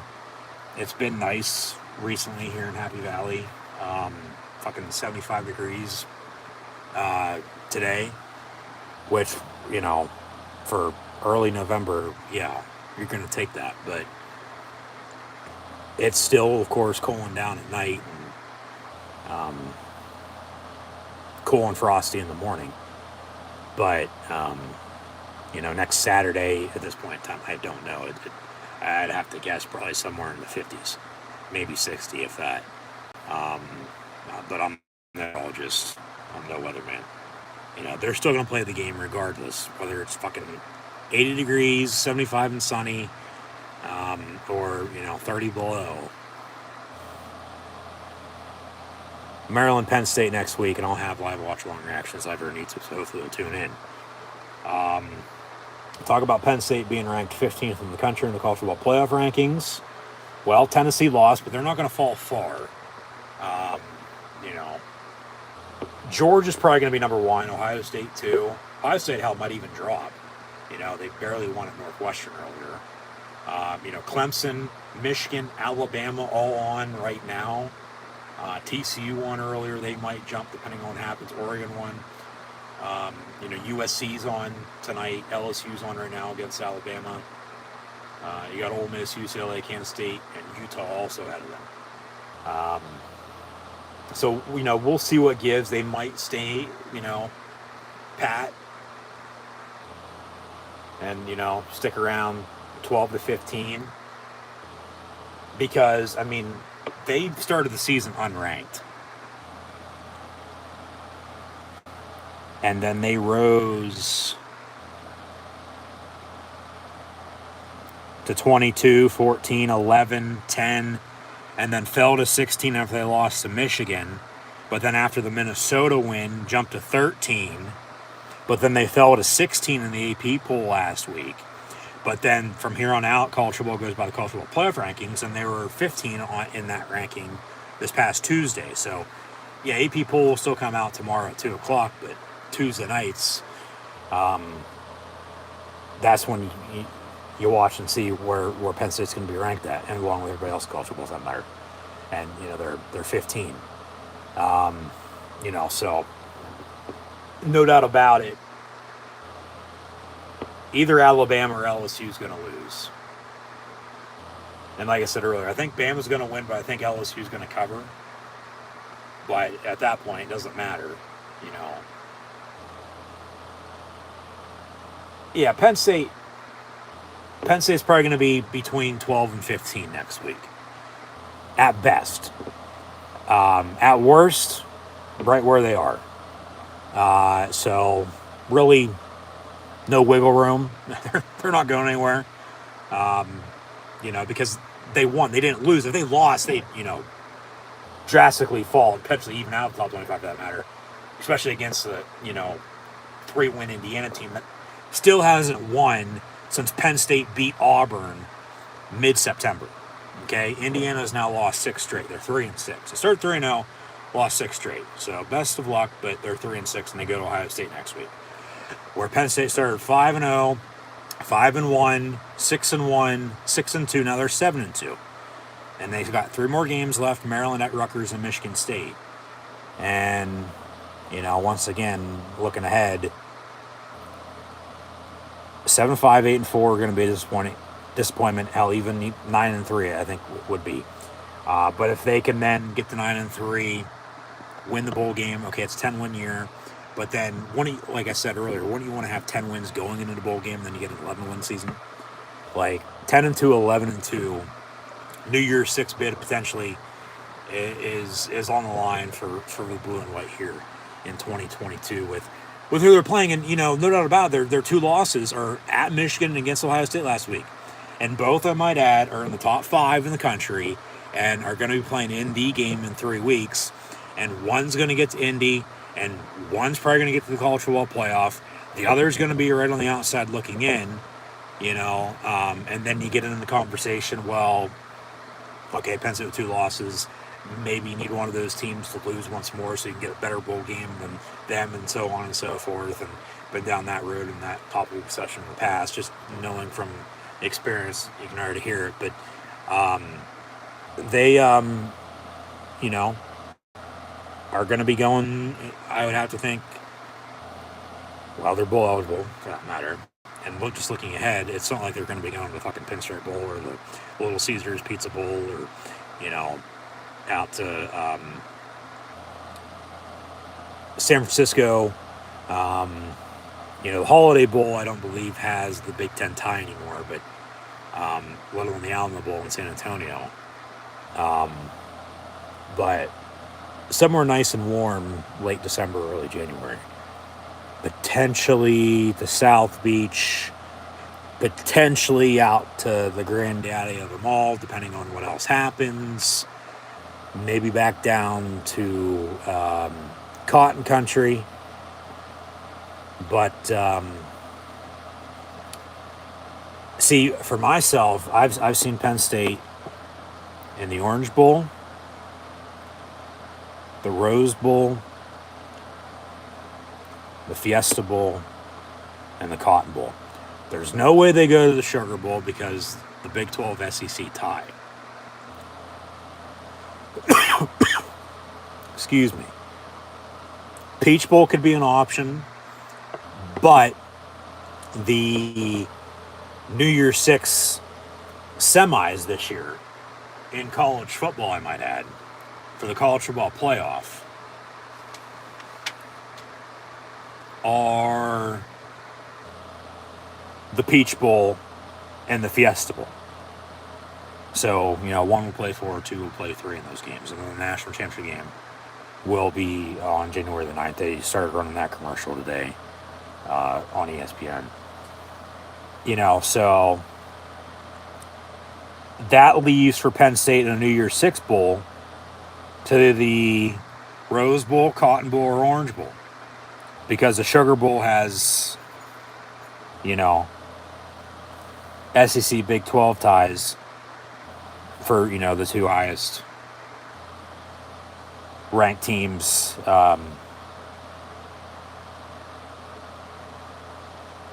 in the, as a group of 5 non-power 5 team will also get a New Year's Six, the highest of those. The, main conferences with the main teams, getting the best of the best when, they're the last one standing. But then if not, looking ahead, then you have, the Citrus Bowl, the Outback Bowl again, which ain't the Outback Bowl anymore. It's the Tampa Bay Bowl, or the fucking, they did get a sponsor for it. I forget what it's called, but it's not Outback anymore.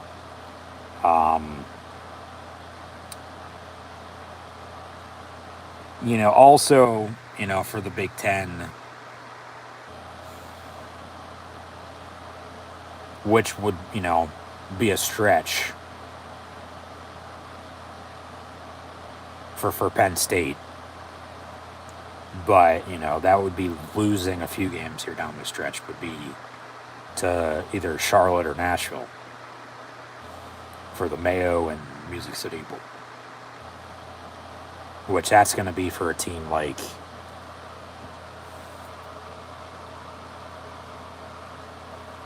which at the same point in time, they could get gypped. They could get left out. It depends on if either Michigan or Ohio State make the playoff. Because if they do, then whoever doesn't, for the most part, you would have to think would go to the Rose Bowl. And then, there's Penn State sitting there. Illinois is there as well.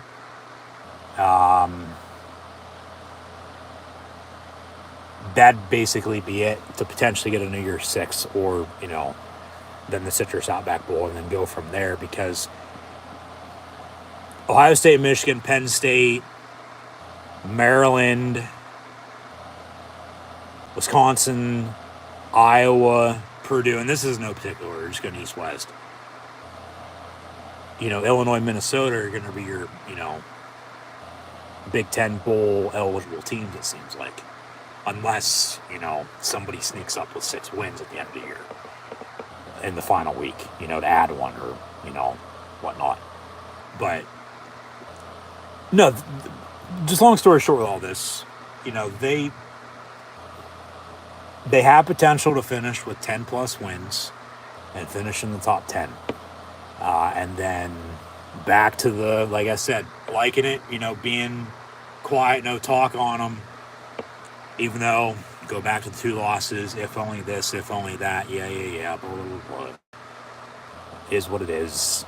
And then people were like, well, where the hell they come from? Well, sometimes it's better off that way with how everything's played out. So take it for what it's worth. But, they still have the depth. They still have, the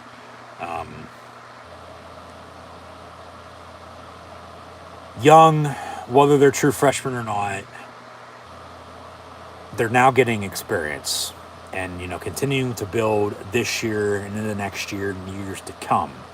Once again, as much flack as, Franklin gets, you still got to give him credit, because, no doubt about it, believe me, if they go to lose at Indiana again today, let alone the next 3 games, or, lose whatever, that's just how it is. When you win, there's no talk. Nothing's wrong, everybody always thinks everything's fine and dandy, but as soon as you fucking lose, it's hell's on fire. Because also, when you lose, you say little. When you win, you say less. And like I said, I was going to try to keep it like that. Here I am, still rambling on about it. But, they're 7-2, and worst they'll finish is what they finished last year.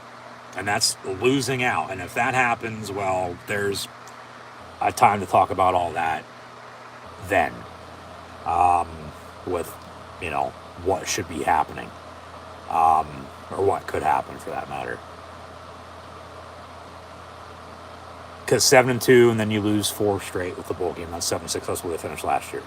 That's a disaster of a collapse. As they sort of had last year, 5-0, and then lost 6 of 8. Finished 7-6. They're 5-0, 5-1, 6-1, 6-2. Now 7-2 with a win. Like I said.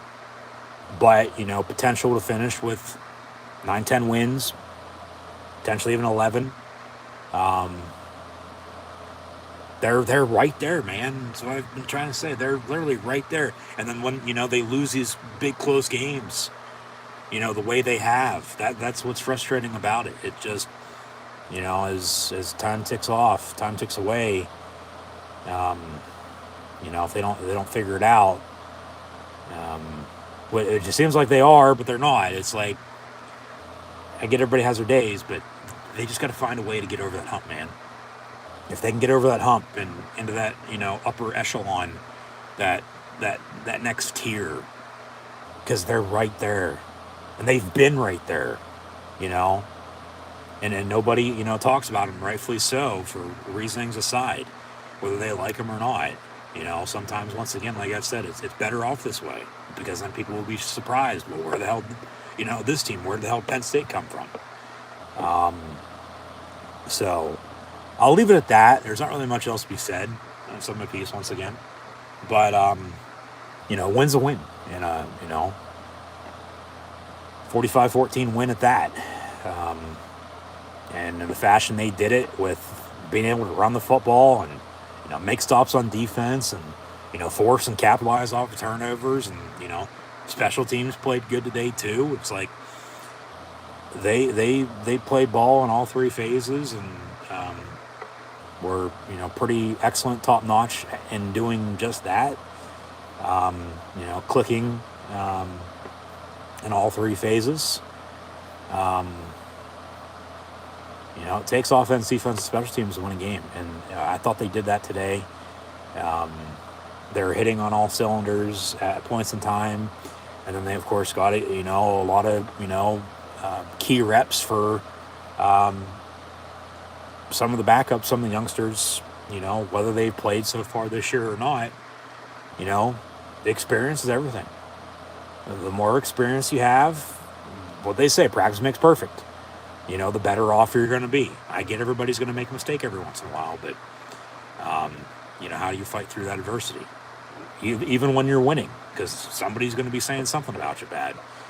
And it's like, well, who cares? Fuck you, fuck them, and you push through it. So,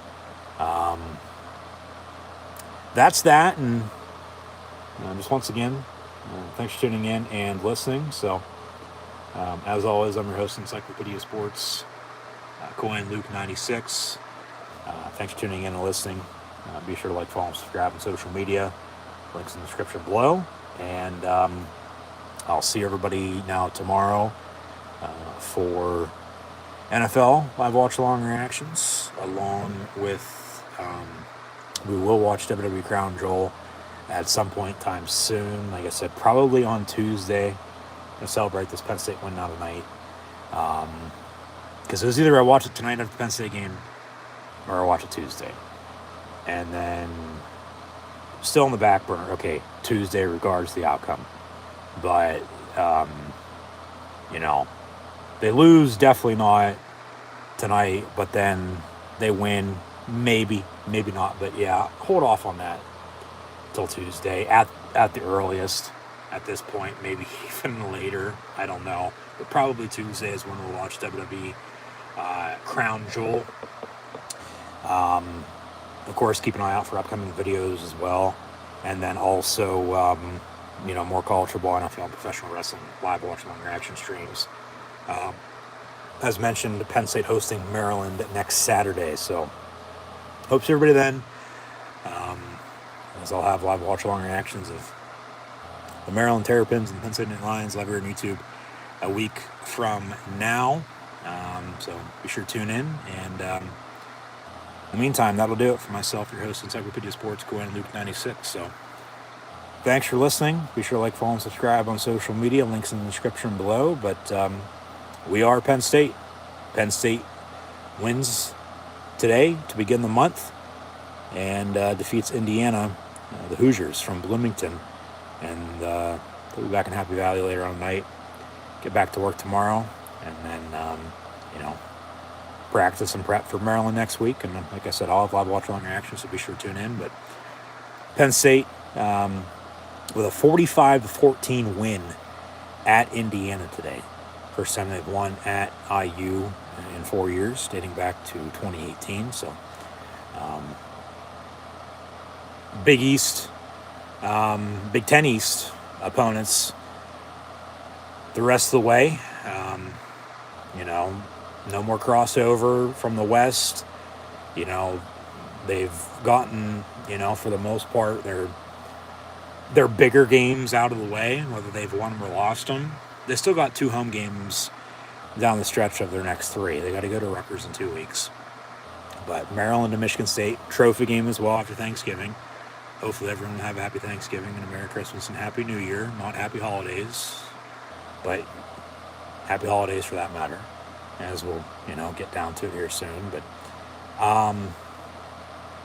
no, they win in Indiana, 45-14. So a win's a win. I'll leave it at that. Said what I said. But just once again, thanks for tuning in and listening. And, we are Penn State, 45-14 win for the blue and white at Indiana today.